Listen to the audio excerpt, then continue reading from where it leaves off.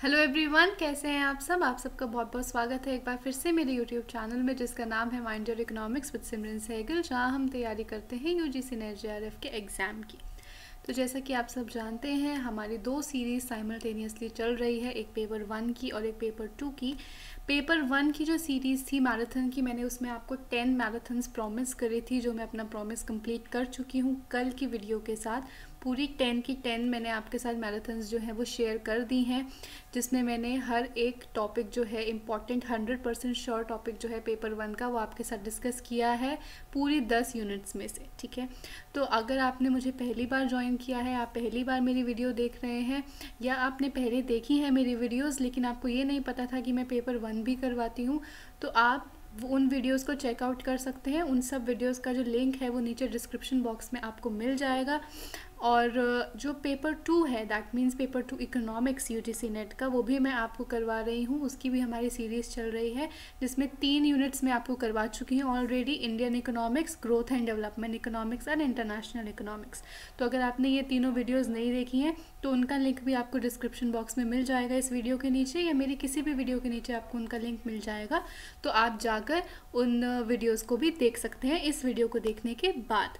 तो आज हम बात कर रहे हैं इकोनोमेट्रिक्स एंड स्टैटिस्टिक्स की। ठीक है, तो ये आपके लिए बहुत ही ज़्यादा इंपॉर्टेंट यूनिट है।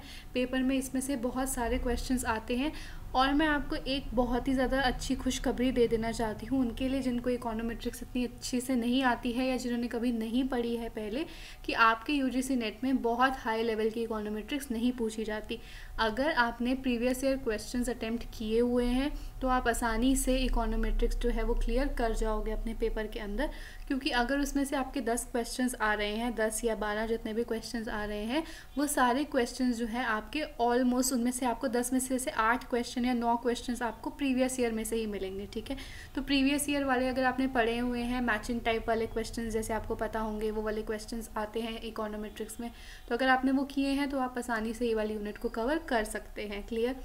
तो ये तो थी एक ट्रिक जो मैंने आपके साथ शेयर की है, जिन्होंने अभी तक इकोनोमेट्रिक्स नहीं पढ़ी थी, या जिनको लगता है इकोनोमेट्रिक्स डिफ़िकल्ट है, तो उनके लिए ये ट्रिक है। आप प्रीवियस ईयर क्वेश्चन पेपर उठाइए, उसमें से जितने भी इकोट्रिक्स के क्वेश्चन हैं उन्हें कर लीजिए, उसी में से आपके पेपर में क्वेश्चन आएगा। और अब बात करते हैं उन स्टूडेंट्स की जो इकोनोमेट्रिक्स को सिर्फ पेपर क्लियर करने के लिए नहीं, हालांकि इकोनोमेट्रिक्स को समझ कर अपना पेपर करना चाहते हैं। ठीक है, हो सकता है आपके पेपर के अंदर अब वो चीज़ें रिपीट ना होकर कुछ इन डेप्थ पूछ लिया गया, तो ठीक है, तो आपको इन डेप्थ की भी नॉलेज थोड़ी बहुत तो होनी ही चाहिए। क्लियर। चलो, तो इसीलिए आज की जो हमारी सीरीज़ है वो कम्प्लीटली इकोनोमेट्रिक्स एंड स्टैटिस्टिक्स को ही डेडिकेटेड रहेगी। जितने भी 100% शॉर्ट टॉपिक्स हैं वो आज मैं आपके साथ कवर करने वाली हूँ। तो चलिए बिल्कुल भी देरी नहीं करते हैं और सीधे हम अपनी टॉपिक्स की तरफ जंप ऑन करते हैं।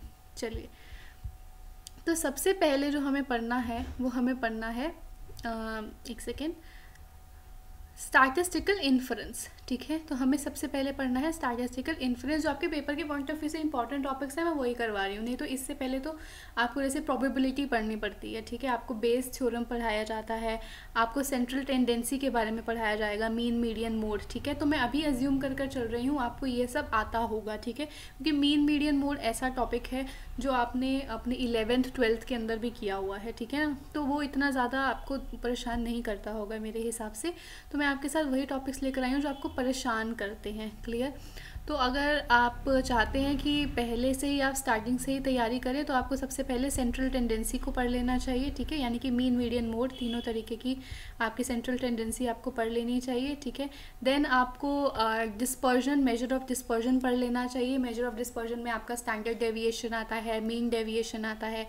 ठीक है, देन आपको कोरिलेशन पढ़ना चाहिए। ठीक है, कोरिलेशन अगर आप पढ़ेंगे तो वो भी इम्पॉर्टेंट है आपके पेपर के लिए।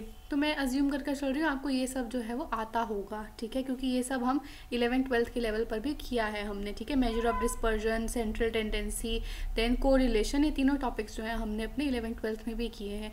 तो इसीलिए मैं अज्यूम कर रही हूँ कि कोई अगर किसी ने कभी स्टैटिस्टिक्स अपनी ग्रेजुएशन या मास्टर्स में नहीं पढ़ी है तो 11th 12th के लेवल की तो पढ़ी है, और उतनी ही आपके लिए इंपॉर्टेंट है, उससे ज़्यादा लेवल की आपको पूछी भी नहीं जाती। ठीक है, चलिए, तो अब हम बात करते हैं सीधा ही स्टैटिस्टिकल इन्फ्रेंस और हाइपोथेसिस टेस्टिंग की। क्लियर। तो देखो, आपकी जो स्टैटिस्टिक्स है उसको हम दो तरीके से पढ़ सकते हैं, एक डिस्क्रिप्टिव स्टैटिस्टिक्स और एक इन्फरेंशियल स्टैटिस्टिक। क्लियर। अब डिस्क्रिप्टिव स्टैटिस्टिक्स क्या है? डिस्क्रिप्टिव स्टैटिस्टिक्स में हम बात करते हैं पॉपुलेशन की, ठीक है। जब हम पॉपुलेशन को पूरा पढ़ते हैं, जैसा कि मैंने आपको पहले रिसर्च एप्टीट्यूड में भी बताया था, पॉपुलेशन और सैम्पल।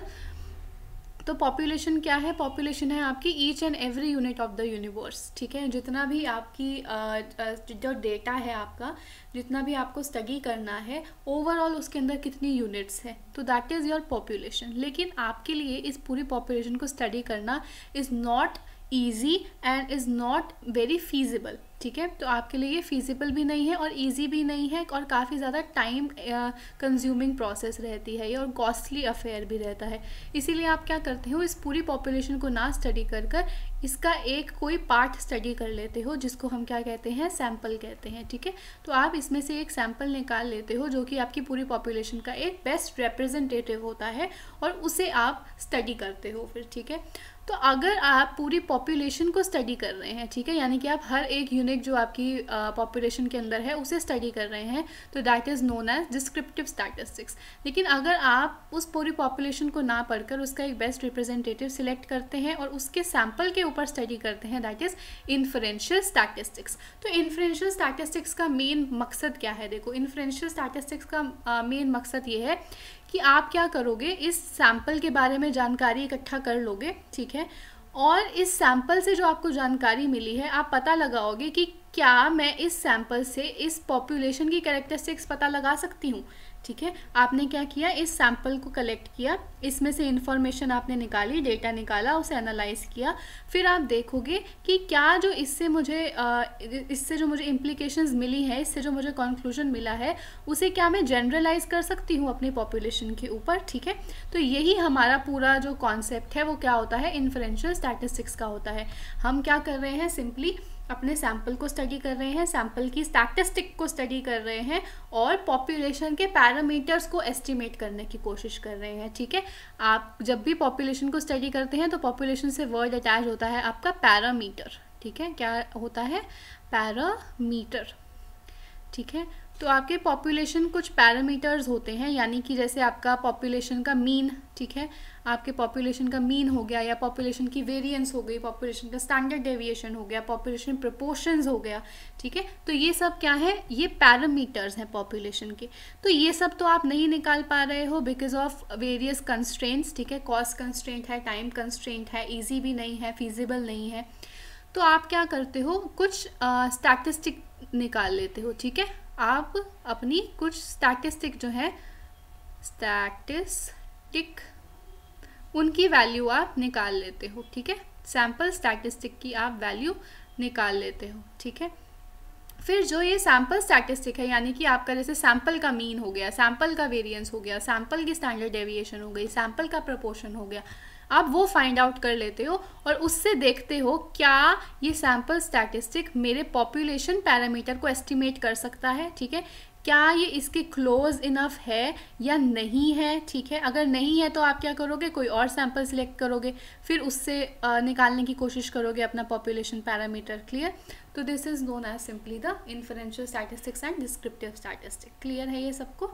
चलिए, अब इन्फरेंशियल स्टैटिस्टिक्स जो है उसके अंदर हम सबसे पहले बात करते हैं एस्टिमेशन की, ठीक है। जैसे मैंने आपको अभी बताया कि हम क्या कर रहे हैं, एक सैम्पल स्टैटिस्टिक को फाइंड आउट कर लेते हैं, कैलकुलेट कर लेते हैं, और उससे हम अंदाज़ा लगाते हैं कि हमारा पॉपुलेशन पैरामीटर कैसा होगा, क्या उसकी कैरेक्टरिस्टिक्स होंगी, उसकी क्या वैल्यू होगी, ठीक है। तो वो एस्टिमेशन जो है आपकी दो तरीके से आप कर सकते हो, एक पॉइंट एस्टिमेशन और एक इंटरवल एस्टिमेशन। पॉइंट एस्टिमेशन क्या है, अब आप एक डेफिनेट वैल्यू निकाल लोगे अपने सैम्पल स्टैटिस्टिक की और कहोगे कि ये आपकी पॉपुलेशन पैरामीटर को ये वाली वैल्यू जो है वो एस्टिमेट कर रही है या नहीं कर रही है, ठीक है। यानी कि जैसे आपने पॉइंट एस्टिमेशन का फॉर्मूला लगाया और उससे आपने फाइंड आउट किया आपका जो मीन है सैम्पल का वो कितना है, 10 है, ठीक है। तो आपने क्या किया है, अपनी सैम्पल स्टैटिस्टिक मीन जो है उसको कैलकुलेट कर लिया 10। अब आप देख रहे हैं कि क्या आपका जो पॉपुलेशन मीन है, यानी कि पॉपुलेशन मीन यानी कि आपका म्यू, ठीक है, क्या आपका म्यू भी 10 है, ठीक है। अगर तो 10 ही है यानी कि आपका सैम्पल एकदम परफेक्ट था, आपकी जो एस्टिमेशन है वो एकदम करेक्ट निकली। लेकिन अगर ये 10 नहीं है तो यानी कि आपकी कैलकुलेशन के अंदर कुछ एरर आया है, क्लियर। चलो देन एस्टिमेशन में दूसरी चीज़ क्या है हमारी, इंटरवल एस्टिमेशन। अब आप यहाँ पर ये नहीं कहोगे कि एक्स बार की एक डेफिनेट वैल्यू आपने निकाल ली। अब आप कहते हो कि आपका जो स्टैटिस्टिक है, सैम्पल स्टैटिस्टिक है, वो कुछ वैल्यूज़ के बीच में लाई कर रहा है, ठीक है। आपने एक रेंज ऑफ वैल्यूज़ दे दी, आपने एक डेफिनेट वैल्यू नहीं बोली कि उसकी वैल्यू 10 है, आपने कह दिया 5 से 15 के बीच में उसकी वैल्यू लाई कर रही है। अब 5 से 15 के बीच में उसको काफ़ी स्पेस मिल चुका है, ठीक है ना। तो अगर इससे क्या होगा, आप इससे एकदम एक्यूरेट वैल्यू नहीं बता रहे हो, आप क्या कह रहे हो सिंपली कि आपकी जो मीन की वैल्यू है वो इसके बीच में लाई करेगी। क्लियर। इसका मतलब अब आपका म्यू जो है आप कैसे एस्टिमेट कर रहे हो, इंटरवल में एस्टिमेट कर रहे हो। इंटरवल में आप कह रहे हो कि उसकी पॉपुलेशन पैरामीटर की वैल्यू अब आपकी इन वैल्यूज़ के बीच में लाई कर सकती है, ठीक है। क्लियर है ये सबको। This is simply estimation through point estimation and interval estimation. Clear. चलो नेक्स्ट है हमारा हाइपोथेसिस टेस्टिंग, ठीक है। तो हाइपोथेसिस टेस्टिंग अभी आगे भी आएगा हमारा कि कैसे हम हाइपोथेसिस को टेस्ट करते हैं अच्छे से, लेकिन इसके अंदर भी आपको मैं थोड़ा सा बता देती हूँ क्या है। पैरामीट्रिक टेस्ट होते हैं आपके, कुछ नॉन पैरामीट्रिक टेस्ट होते हैं। तो पैरामीट्रिक टेस्ट कौन से होते हैं, पैरामीट्रिक टेस्ट होते हैं जो आपके क्वांटिटेटिव वेरिएबल से रिलेटेड होते हैं, और नॉन पैरामीट्रिक कौन से होते हैं, जो क्वालिटेटिव वेरिएबल से रिलेटेड होते हैं। इससे रिलेटेड मैंने एक शॉर्ट बना रखा है जिसमें मैंने 2 शॉर्ट बना रखे हैं, एक पैरामीटर के ऊपर और एक नॉन पैरामीट्रिक के ऊपर, ठीक है। तो इसकी डिस्क्रिप्शन के नीचे ही आपको मिल जाएगा, डिस्क्रिप्शन में आपको मिल जाएगा वो शॉर्ट, ठीक है।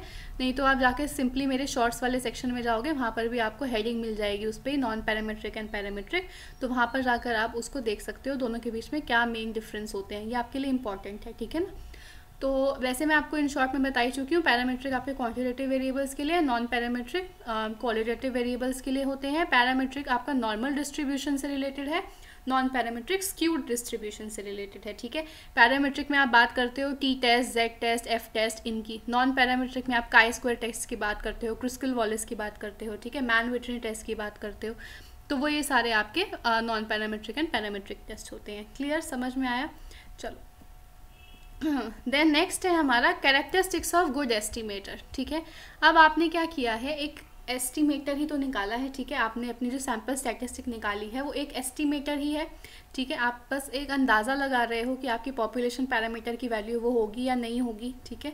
तो अब आपको देखना है कि कौन सा एस्टिमेटर आपके लिए अच्छा है, ठीक है, गुड एस्टिमेटर है। तो गुड एस्टिमेटर होने के लिए कुछ कैरेक्टरिस्टिक्स फॉलो करनी पड़ती हैं। सबसे पहले कैरेक्टरिस्टिक क्या है, अनबायसनेस की, ठीक है। अनबायसनेस की कैरेक्टरिस्टिक क्या कहती है कि expected value of that sample statistic must be equal to the value of the population parameter, ठीक है। यानी कि अगर आप मीन की बात कर रहे हो तो एक्स बार आपका अनबायस्ड एस्टिमेटर तब होगा अगर उसकी एक्सपेक्टेड वैल्यू यानी कि उसका मीन, ठीक है, उसका जो मीन है that will be equal to the population parameter mu, ठीक है। यानी कि आपका जो सैम्पल मीन है उसकी एक्सपेक्टेड वैल्यू अगर आपकी पॉपुलेशन मीन के बराबर आ जाती है, दैट मीन्स आपका जो ये एस्टिमेटर है x bar is unbiased. Clear. चलो देन अगर आपकी वैल्यू देखो, ये एस स्क्वायर क्या है आपका, वेरिएंस ऑफ सैम्पल, ठीक है। तो अगर आपके expected value of sample variance is equals to the population variance, तो यानी कि आपका जो सैम्पल वेरिएंस है वो भी आपका एस स्क्वायर जो है वो भी अनबायस्ड एस्टिमेटर है। क्लियर। सिंपली ये याद रखना है आपको कि expected value of sample statistic must be equal to population parameter in case we wanted to be unbiased. Clear. Next है आपका एफिशिएंसी। एफिशिएंसी का क्या मतलब है, अब आपके बहुत सारे ऐसे एस्टिमेटर्स हो सकते हैं जिनकी एक्सपेक्टेड वैल्यू जो है वो पॉपुलेशन पैरामीटर के बराबर हो, ठीक है। मतलब कई सारे आपके ऐसे एस्टिमेटर्स हो सकते हैं जो अनबायस्ड हो। अब उन अनबायस्ड में से आपके लिए बेस्ट कौन सा है, ठीक है, आपके लिए एकदम परफेक्ट कौन सा एस्टिमेटर है, वो एस्टिमेटर होगा जिसका वेरिएंस मिनिमम होगा, ठीक है, जिसका वेरिएंस मिनिमम होगा। तो आपकी एफिशिएंसी बात करती है मिनिमम वेरिएंस के बारे में। जिस भी अनबायस्ड एस्टिमेटर का वेरिएंस सबसे कम होगा वही आपका कैसा एस्टिमेटर होगा, एफिशिएंट एस्टिमेटर होगा। क्लियर। चलिए दैट मीन्स नेक्स्ट है आपका कंसिस्टेंसी, ठीक है। कंसिस्टेंसी क्या कहती है, कंसिस्टेंसी कहती है जैसे जैसे आपका सैम्पल साइज इंक्रीज करता है या जैसे जैसे आपका सैम्पल साइज जो है वो इन्फिनिटी के टूवर्ड्स जाता है, वैसे वैसे आपका जो सैम्पल स्टैटिस्टिक है वो पॉपुलेशन पैरामीटर के टूवर्ड्स टेंड करने लगता है, ठीक है। मतलब जितना बड़ा आपका सैम्पल होगा उतनी ज़्यादा प्रोबेबिलिटी है कि आपका जो एस्टिमेटर है वो आपके पॉपुलेशन पैरामीटर के बराबर हो जाएगा, ठीक है। समझ में आया ये सिंपली।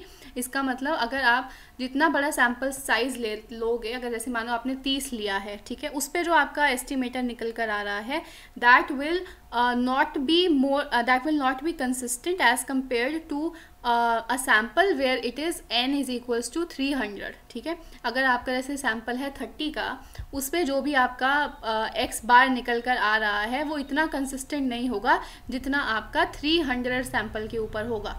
ऐसे ही 300 वाला इतना ज़्यादा कंसिस्टेंट नहीं होगा जितना आपका 3000 सैम्पल वाला होगा। तो जितना ज़्यादा आपका सैम्पल बड़ा होगा उतना ही आपकी प्रोबेबिलिटी बढ़ती जाएगी कि आपका जो एस्टिमेटर है उसकी वैल्यू आपके पॉपुलेशन पैरामीटर के बराबर हो जाए। क्लियर, समझ में आता है। अब देखो आपके कौन कौन से कंसिस्टेंट एस्टिमेटर्स होते हैं। एक आपका मीन, एक वेरिएंस और एक पॉपुलेशन सैम्पल प्रपोर्शन, ठीक है। प्रपोर्शन, मीन और वेरिएंस आपके क्या होते हैं, कंसिस्टेंट एस्टिमेटर्स होते हैं, ठीक है। चलो नेक्स्ट आपका है सफिशिएंसी। सफिशिएंसी का क्या मतलब है, if estimator contains all the information in the sample regarding the parameter, ठीक है। अगर एस्टिमेटर के अंदर वो सारी की सारी इंफॉर्मेशन है जो पैरामीटर के अंदर होनी चाहिए, ठीक है, तो दैट मीन्स सफिशिएंट आपका वो एस्टिमेटर है। तो आपके कौन कौन से सफिशिएंट होते हैं, एक मीन होता है और एक प्रोपोर्शन होता है, ठीक है। ये दोनों आपके सफिशिएंट पैरामीटर्स होते हैं, सफिशिएंट एस्टिमेटर्स होते हैं, सॉरी, ठीक है। चलो अब देखो यहाँ पर मैंने कहा था ना हाइपोथेसिस टेस्टिंग आपका अलग से आएगा। तो हाइपोथेसिस टेस्टिंग हम कैसे करते हैं, ये आपको अब अगर सिर्फ इस पेपर के लिए इम्पॉर्टेंट नहीं है, अगर आप आगे पीएचडी करना चाहते हैं, रिसर्च करना चाहते हैं या कभी भी रिसर्च पेपर लिखना चाहते हैं, उसमें हाइपोथेसिस टेस्टिंग आपको करनी ही पड़ती है, ठीक है ना। आजकल जितनी भी आपकी क्या कहते हैं रिसर्चेज होती हैं, ठीक है, वो प्योरली क्वालिटेटिव तो होती नहीं, ठीक है। अब आपकी जो क्वालिटेटिव होती है उसमें मैंने आपको रिसर्च में बताया था, उसमें हाइपोथेसिस बनाना आपके लिए कंपलसरी नहीं होता, ठीक है। लेकिन जो क्वांटिटेटिव होती है उसमें तो कंपलसरी होता है, और मिक्स्ड जो होती है जिसमें यानी कि क्वांटिटेटिव भी होगा और क्वालिटेटिव भी होगा, उसमें भी आपकी हाइपोथेसिस बनानी मैंडेटरी होती है, ठीक है। तो हाइपोथेसिस टेस्टिंग जो है आपके लिए बहुत ही ज़्यादा इंपॉर्टेंट रहती है, तो इसे अभी से ही समझ लो ताकि आगे जाके आपको प्रॉब्लम ना हो। क्लियर। तो सबसे पहला स्टेप क्या होता है हाइपोथेसिस टेस्टिंग का, हाइपोथेसिस मेकिंग, ठीक है। सबसे पहले आपको हाइपोथेसिस बनानी पड़ेगी। तो हाइपोथेसिस है ही क्या, hypothesis is a tentative statement, ठीक है। ये एक ऐसी टेंटेटिव स्टेटमेंट है जो बताती है कि आपका फ्यूचर रिजल्ट क्या होने वाला है, ठीक है। यानी कि आपने एक अंदाज़ा लगा लिया है, एक प्रिजम्पशन लगा ली है, एक अजम्पशन लगा ली है कि आपका रिसर्च का रिजल्ट क्या निकल कर आएगा। अगर आप क्या करते हो, सबसे पहले लिटरेचर रिव्यू करते हो, है ना। लिटरेचर रिव्यू में क्या करते हो, आप अलग अलग तरीके की बुक्स पढ़ते हो, अपने टॉपिक से रिलेटेड अलग अलग तरीके के रिसर्च पेपर पढ़ते हो। उससे आप क्या करोगे, एक अंदाज़ा लगाओगे कि हाँ जो मैं रिसर्च करने वाला हूँ या जो मैं रिसर्च करने वाली हूँ उसका रिजल्ट क्या निकल कर आएगा। तो वो जो रिजल्ट मैं सोच रही हूँ, जो मैं अज्यूम कर रही हूँ, दैट इज़ सिंपली मेरी हाइपोथेसिस। क्लियर। तो आपकी हाइपोथेसिस अब दो तरीके की होती है, एक नल हाइपोथेसिस और एक ऑल्टरनेट हाइपोथेसिस। नल हाइपोथेसिस को हम दिखाते हैं H0 से या H0 से, और ऑल्टरनेट हाइपोथेसिस को हम दिखाते हैं HA से या फिर H1 से, ठीक है। वो डिपेंड करता है आपकी कितनी हाइपोथेसिस, अगर एक है तो H1, दो है तो H1 H2, तीन है तो H1 H2 H3, ठीक है। तो ऐसे करके होता है। चलो अब नल हाइपोथेसिस क्या दिखाती है, नल हाइपोथेसिस आपकी ऐसी हाइपोथेसिस है जो दिखाती है कि आपके जो वेरिएबल्स हैं उनके बीच में कुछ रिलेशनशिप नहीं है, ठीक है। यानी कि आप जो आपका इंडिपेंडेंट वेरिएबल है उसका इम्पैक्ट कुछ भी नहीं है आपके डिपेंडेंट वेरिएबल के ऊपर, ठीक है। तो जब भी आप बात करोगे ना नो की, ठीक है, नो, तब आप बात करते हो किसकी, नल हाइपोथेसिस की, ठीक है। जब आप एम्प्टी सेट की बात कर रहे हो, यहाँ पे नल है ना, नल यानी कि कोई रिलेशनशिप नहीं है आपके वेरिएबल्स के बीच में, या कोई सिग्निफिकेंट रिलेशनशिप नहीं है आपके वेरिएबल्स के बीच में, तो आप बात करोगे नल हाइपोथेसिस की, ठीक है। नेक्स्ट है आपकी ऑल्टरनेट हाइपोथेसिस, जिसको हम आपकी रिसर्च हाइपोथेसिस भी कहते हैं, जो आपने एक्चुअली क्या करी है, अज्यूम करी है, ठीक है। जो आपने सच में अज्यूम किया है आपके रिजल्ट क्या होंगे। जैसे कि आपने माना कि आपका जो इंडिपेंडेंट वेरिएबल है उसका सिग्निफिकेंट इम्पैक्ट होगा आपके डिपेंडेंट वेरिएबल पे। आपका जो इंडिपेंडेंट वेरिएबल है और जो डिपेंडेंट वेरिएबल है उनके बीच में एक अच्छा खासा रिलेशनशिप होगा, पॉजिटिव होगा, नेगेटिव होगा, या आपको अभी नहीं पता है कि पॉजिटिव है या नेगेटिव है, लेकिन आप कह रहे हो कि उनके बीच में एक रिलेशनशिप है। तो this is simply your alternate hypothesis, ठीक है, समझ में आता है।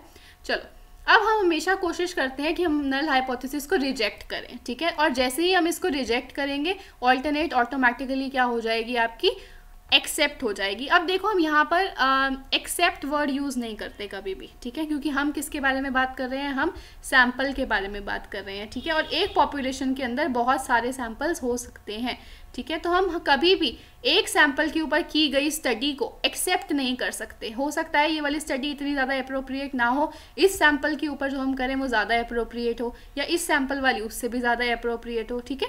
तो हमारे जो रिजल्ट्स होते हैं उनको हम कभी भी एक्सेप्ट नहीं करते। हम क्या कहते हैं, हम उसको कह देते हैं, हम इनको रिजेक्ट नहीं कर रहे, हम कह देते हैं we do not reject it, ठीक है।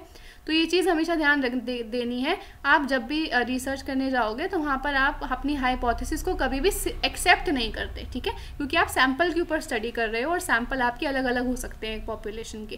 तो इसीलिए आप क्या करते हो, डू नॉट रिजेक्ट करते हो अपनी ऑल्टरनेट को। समझ में आया? लेकिन पेपर के अंदर आपके यूजीसी नेट के हिसाब से do not reject and accept are the same, ठीक है। तो इसलिए अगर वहाँ पे एक्सेप्ट आ जाए तो आप उस पर टिक लगा देना, ठीक है। वहाँ ये मत सोचने लगना कि मैम ने कहा था कि नहीं होता, अगर वहाँ पे एक्सेप्ट लिखा है तो एक्सेप्ट सही, ठीक है। चलो नेक्स्ट है आपका कि आपकी हाइपोथेसिस जो है वो कितने तरीके की हो सकती है, ऑल्टरनेट हाइपोथेसिस। तो आपकी ये दो तरीके की हो सकती है, एक हो सकती है वन टेल्ड, एक हो सकती है टू टेल्ड। वन टेल्ड के अंदर भी आपका एक लेफ्ट टेल्ड होता है और एक राइट टेल्ड होता है, ठीक है। अब लेफ्ट टेल्ड राइट टेल्ड का क्या मतलब है, ठीक है। तो आप जैसे कह रहे हो कि जो आपका एक्स बार है, ठीक है, यानी कि जो आपका मीन है, it is more than zero, ठीक है। आपने कह दिया, आपका अंदाज़ा ये है कि जो आपके सैंपल मीन की वैल्यू आएगी that will be more than zero, ठीक है, वो आपकी ज़ीरो से ज़्यादा रहेगी, यानी कि आप किसकी बात कर रहे हो, मोर देन की। तो ये आपका कैसा हाइपोथेसिस है, दिस इज़ राइट टेल्ड, ठीक है।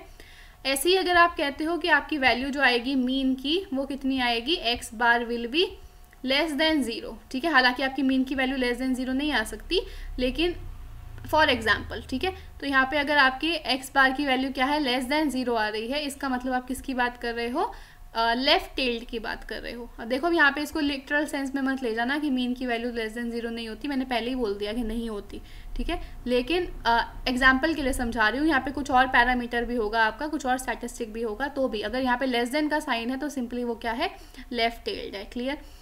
नेक्स्ट है आपका two tail test. Two tail test में क्या होगा, आपको नहीं पता कि मोर देन है या लेस देन है, तो आपने क्या कहा सिंपली कि X bar is not equal to zero, ठीक है। अब मोर देन है लेस देन है वो बाद की बात हो जाएगी, वो हमें टेस्ट करने के बाद पता चलेगा कि मोर देन है या लेस देन आई है वैल्यू।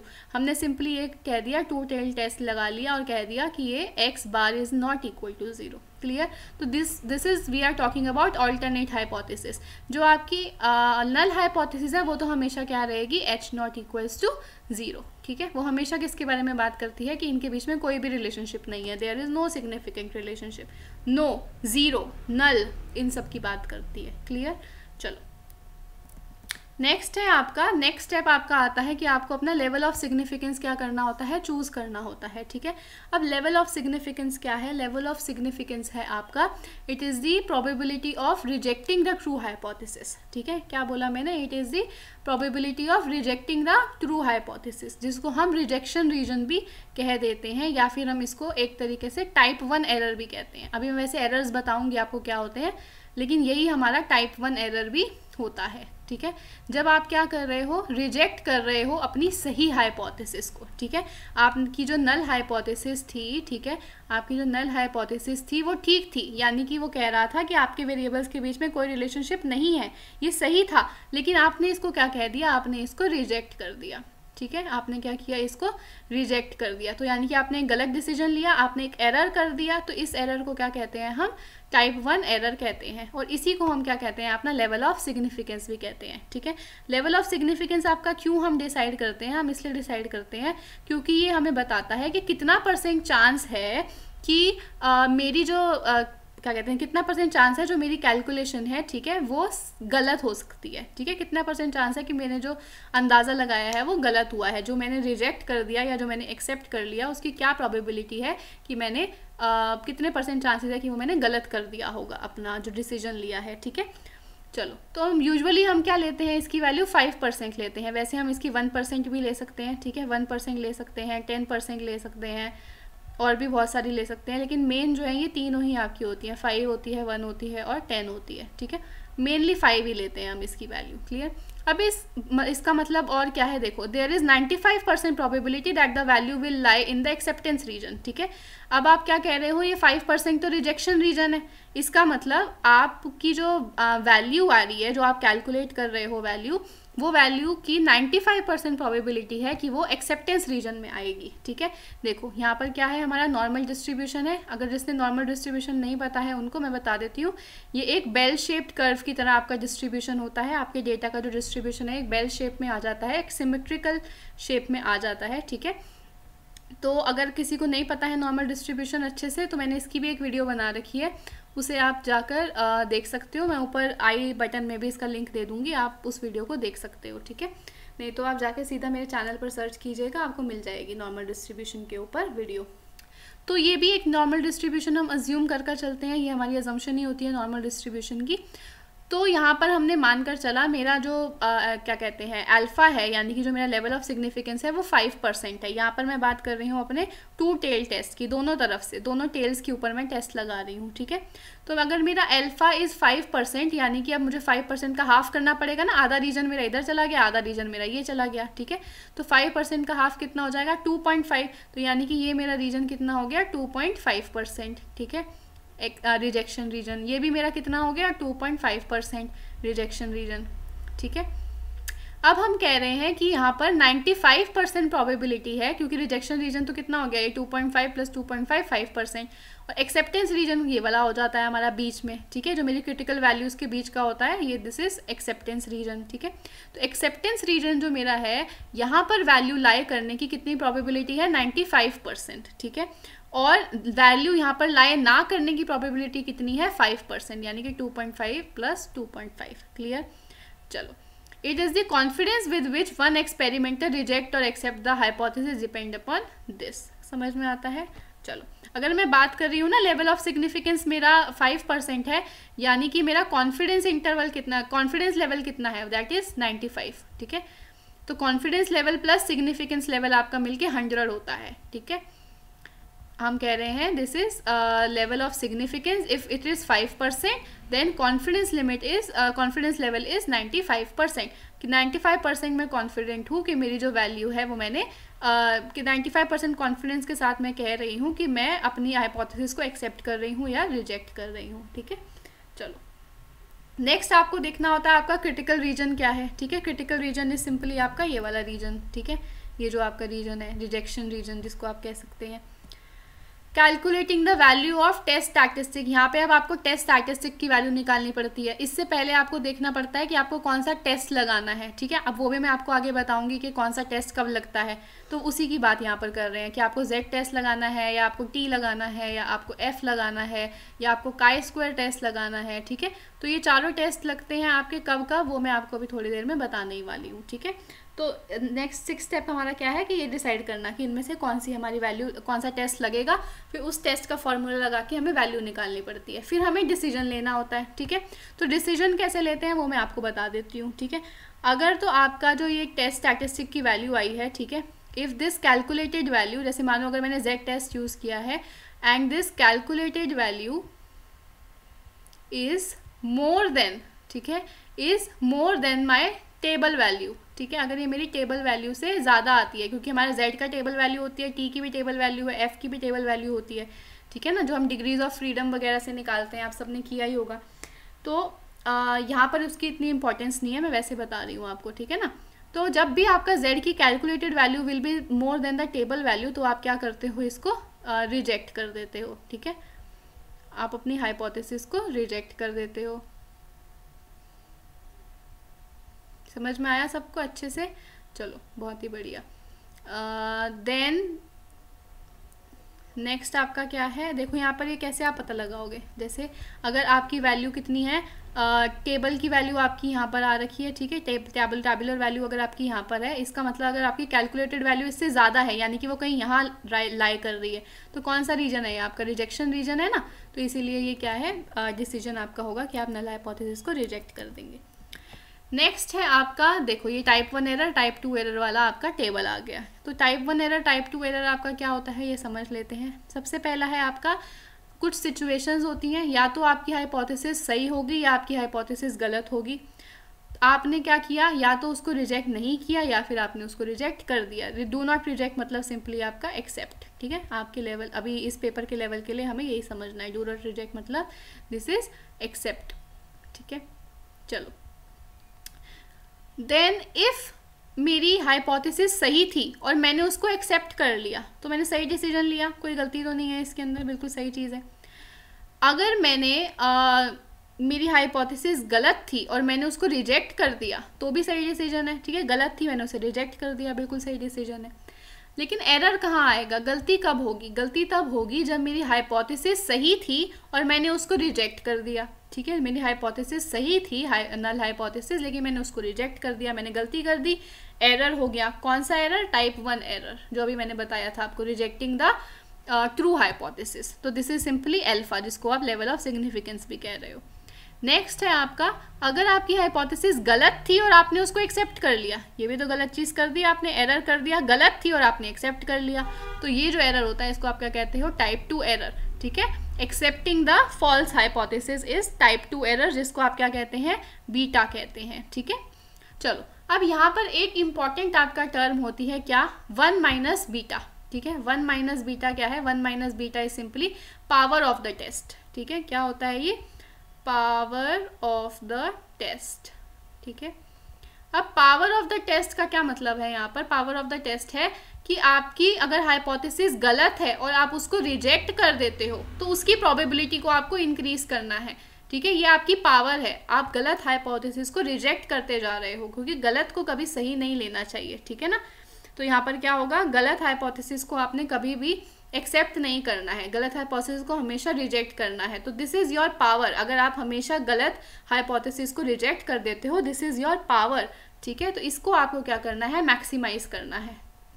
क्लियर, 1 माइनस बीटा को समझ में आता है, ये पेपर का क्वेश्चन है आपका, पावर ऑफ द टेस्ट क्या होता है, ये दिस इज इम्पॉर्टेंट। चलो, ये क्लियर हो गया हमें, तो आगे बढ़ते हैं।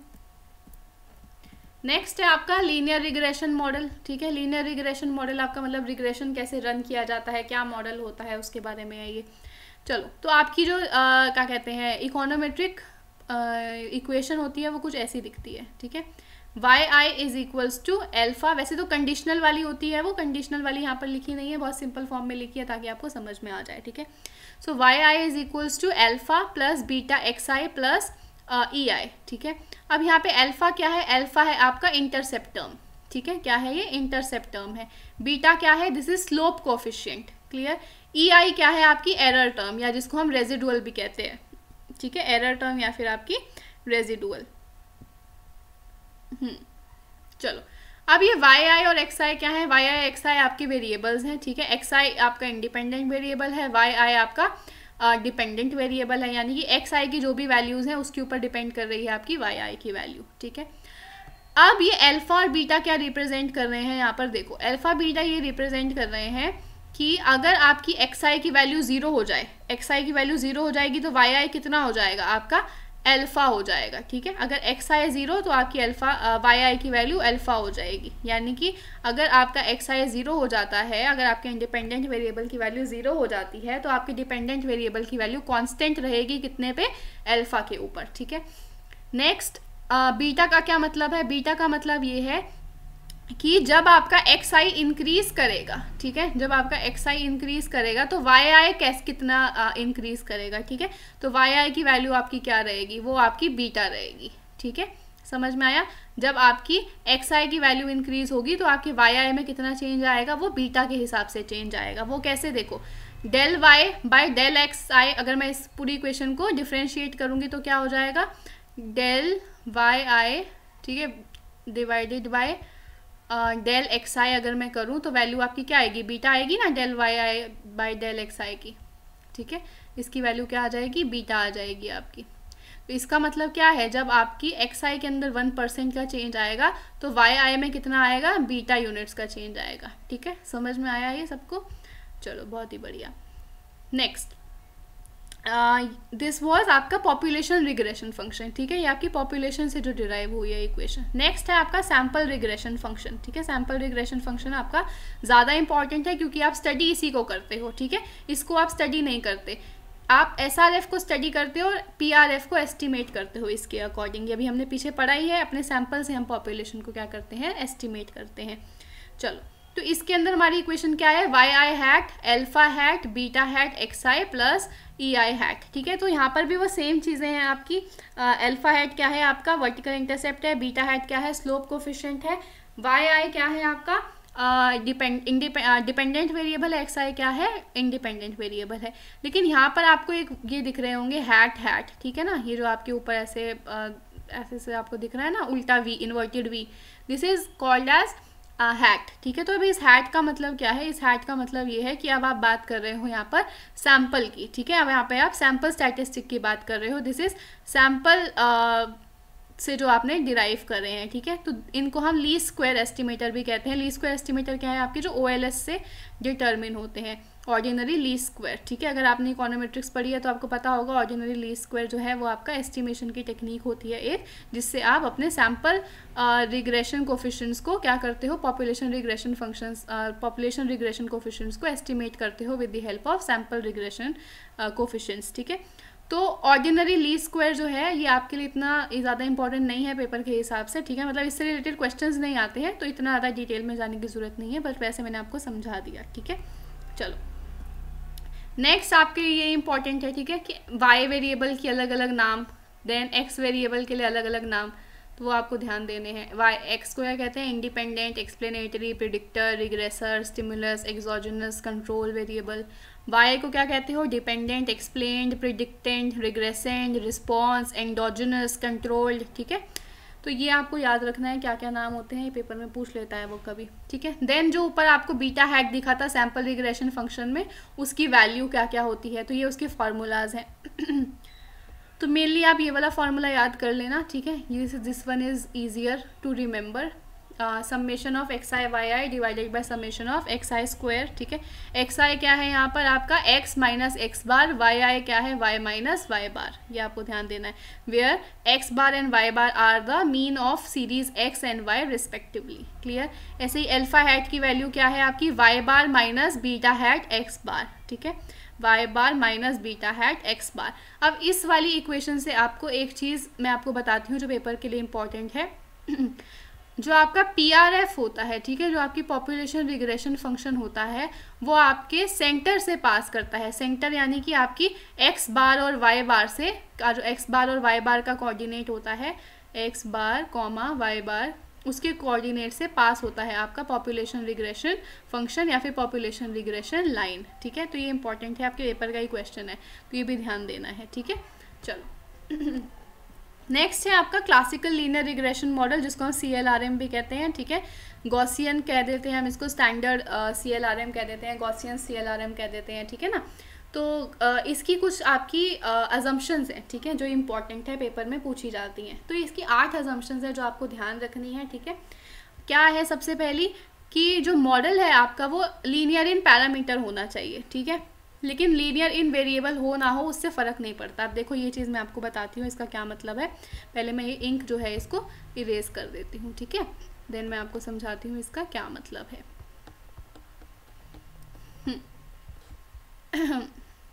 तो यहाँ पर वो क्या कह रहे हैं, पैरामीटर क्या है मेरे, ये बीटा और अल्फ़ा। ठीक है, अल्फ़ा और बीटा मेरे क्या है, पैरामीटर्स हैं, और वाई और एक्स मेरे क्या हैं, वेरिएबल्स हैं। तो हमारा CLRM की फर्स्ट एजम्पशन क्या कहती है, वो कहती है कि जो आपके अल्फ़ा और बीटा हैं, ठीक है, ये हमेशा आपके लीनियर होने चाहिए। ठीक है, यानी कि आपका ये अल्फ़ा स्क्वायर बीटा स्क्वायर या रूट अल्फ़ा रूट बीटा ऐसा नहीं होना चाहिए, ये हमेशा अल्फ़ा बीटा की फॉर्म में ही होंगे, लीनियर ही होंगे। लेकिन आपके जो वेरिएबल्स हैं वो आपके नॉन लीनियर भी हो सकते हैं, मतलब यहाँ पे XI स्क्वायर हो सकता है, यहाँ YI स्क्वायर हो सकता है, रूट XI हो सकता है, ठीक है, XI क्यूब हो सकता है, उससे फ़र्क नहीं पड़ता। लेकिन अल्फ़ा और बीटा जो है वो लीनियर होने चाहिए, यानी कि इनकी पावर हमेशा 1 होनी चाहिए। ठीक है, ना 2 ना हाफ ना 1/3 कुछ नहीं, आपकी क्या होनी चाहिए, सिर्फ 1 होनी चाहिए इनकी पावर। चलो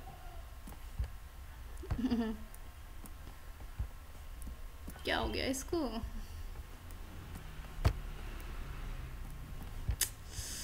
हे भगवान।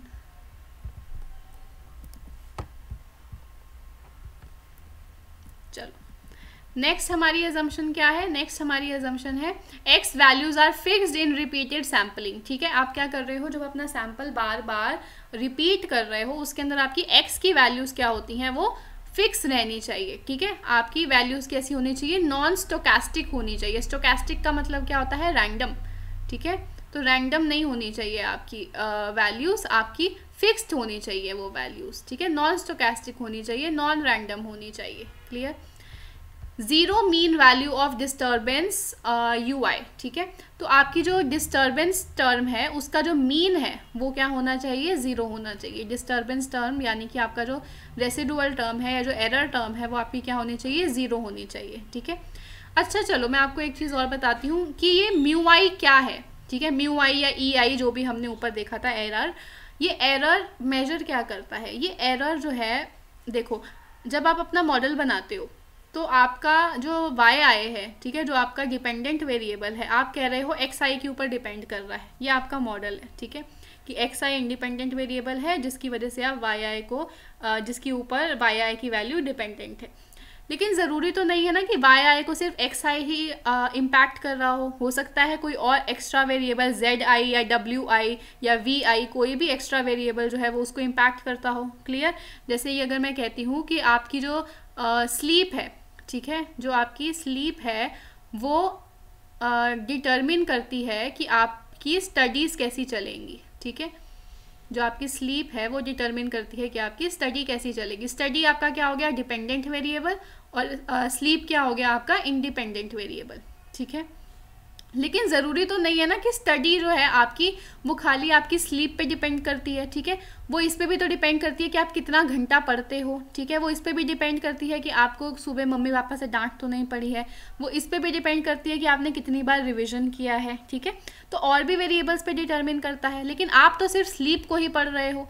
तो स्लीप के अलावा जितने भी वेरिएबल्स हैं जो आपकी स्टडी को इम्पैक्ट करते हैं, जो आपके डिपेंडेंट वेरिएबल को इम्पैक्ट करते हैं, उसको हम किस में कंसिडर करते हैं? उसको हम एरर टर्म में कंसिडर करते हैं। यानी कि जो आपका यू आई है या ई आई है वो क्या मेजर करता है? वो मेजर करता है और impact of all the other factors except the independent variable in the model. ठीक है, जो आपका इंडिपेंडेंट वेरिएबल मॉडल के अंदर आपने लिया है उसके अलावा जितने भी फैक्टर्स आपके, जितने भी वेरिएबल्स आपके डिपेंडेंट वेरिएबल को इम्पैक्ट करते हैं, उन सब का एक कलेक्शन होता है म्यू आई। ठीक है, चलो नेक्स्ट है फोर्थ आपको अज्यूम करनी है होमोस्केडास्टिसिटी। ठीक है, होमोस्केडास्टिसिटी क्या होती है? Equal variance. आपको अज्यूम करना है जो आपका म्यू आई है उसका जो वेरिएंस है वो कांस्टेंट रहता है। ठीक है, यहाँ पर आपका जो वेरिएंस है यू आई का वो क्या है? कांस्टेंट रहता है।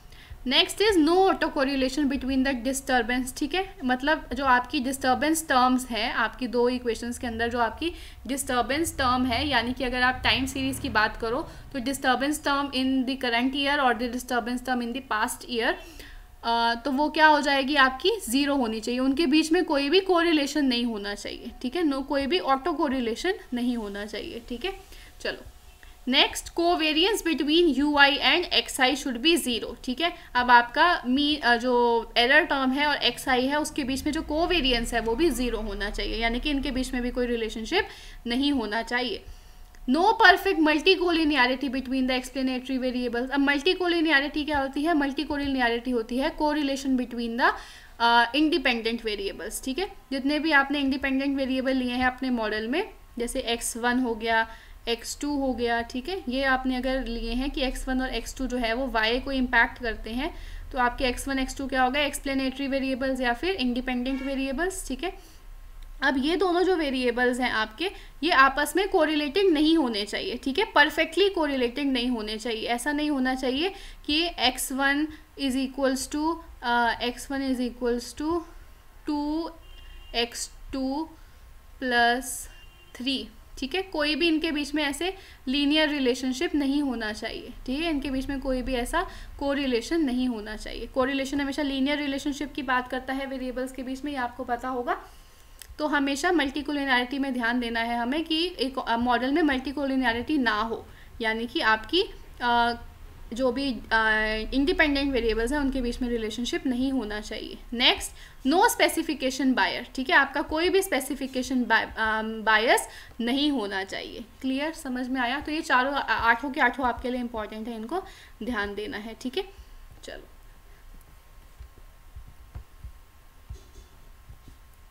नेक्स्ट हम बात करते हैं गॉस मार्कव थ्योरम। ठीक है, गॉस मार्कव थ्योरम क्या कहती है आपकी कि आपके जो एस्टिमेटर्स होते हैं वो ब्लू होने चाहिए। ठीक है, ब्लू का क्या मतलब है? Best linear unbiased estimator, best linear unbiased estimator.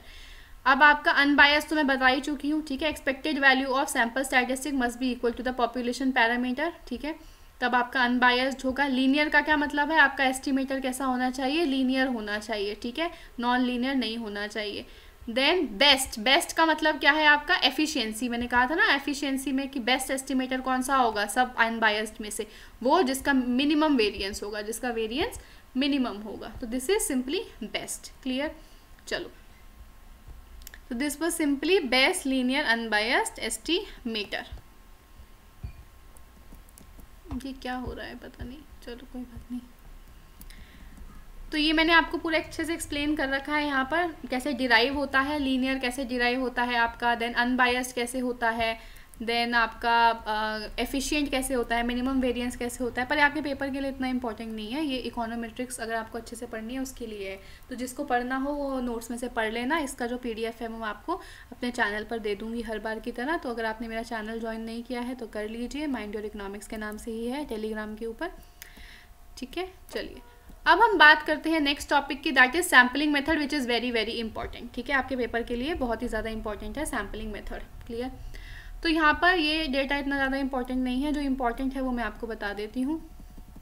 This is sampling technique जो आपके लिए इंपॉर्टेंट है। ठीक है, अब आपकी दो तरीके की सैम्पलिंग आप कर सकते हो। जैसे सैम्पलिंग का मतलब क्या है? सिंपली कि आपने पॉपुलेशन था, उस पॉपुलेशन में से आपने एक बेस्ट रिप्रेजेंटेटिव सैंपल को सिलेक्ट किया है।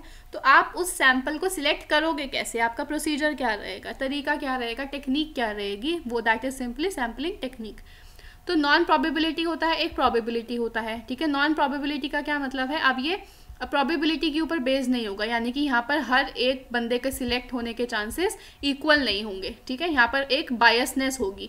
लेकिन प्रोबेबिलिटी क्या कहता है? प्रोबेबिलिटी कहता है हर बंदे के सिलेक्ट होने के चांसेस इक्वल हैं। ठीक है, यहाँ पर आपका रैंडमली हम सिलेक्ट करेंगे, यहाँ पे कोई भी बायस नहीं होगा।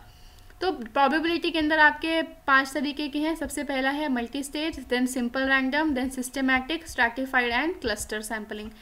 नॉन प्रोबेबिलिटी में आपका कन्वीनियंस, जजमेंटल, कोटा, स्नोबॉल। ठीक है, इसके क्वेश्चन आपको बहुत मिलेंगे PYQ में, और इस बार भी आएगा ही आएगा क्योंकि बहुत इंपॉर्टेंट है ये। क्लियर? चलो, सबसे पहले हम बात करते हैं अपने सिंपल रैंडम की। ठीक है, तो सिंपल रैंडम क्या कहता है? सिंपल रैंडम कहता है कि आपके हर जो पॉपुलेशन के अंदर हर एक जो यूनिट है उसके सिलेक्ट होने की प्रोबेबिलिटी क्या है? वो सेम है। ठीक है, उनके सिलेक्ट होने के जो चांसेस है वो सेम है।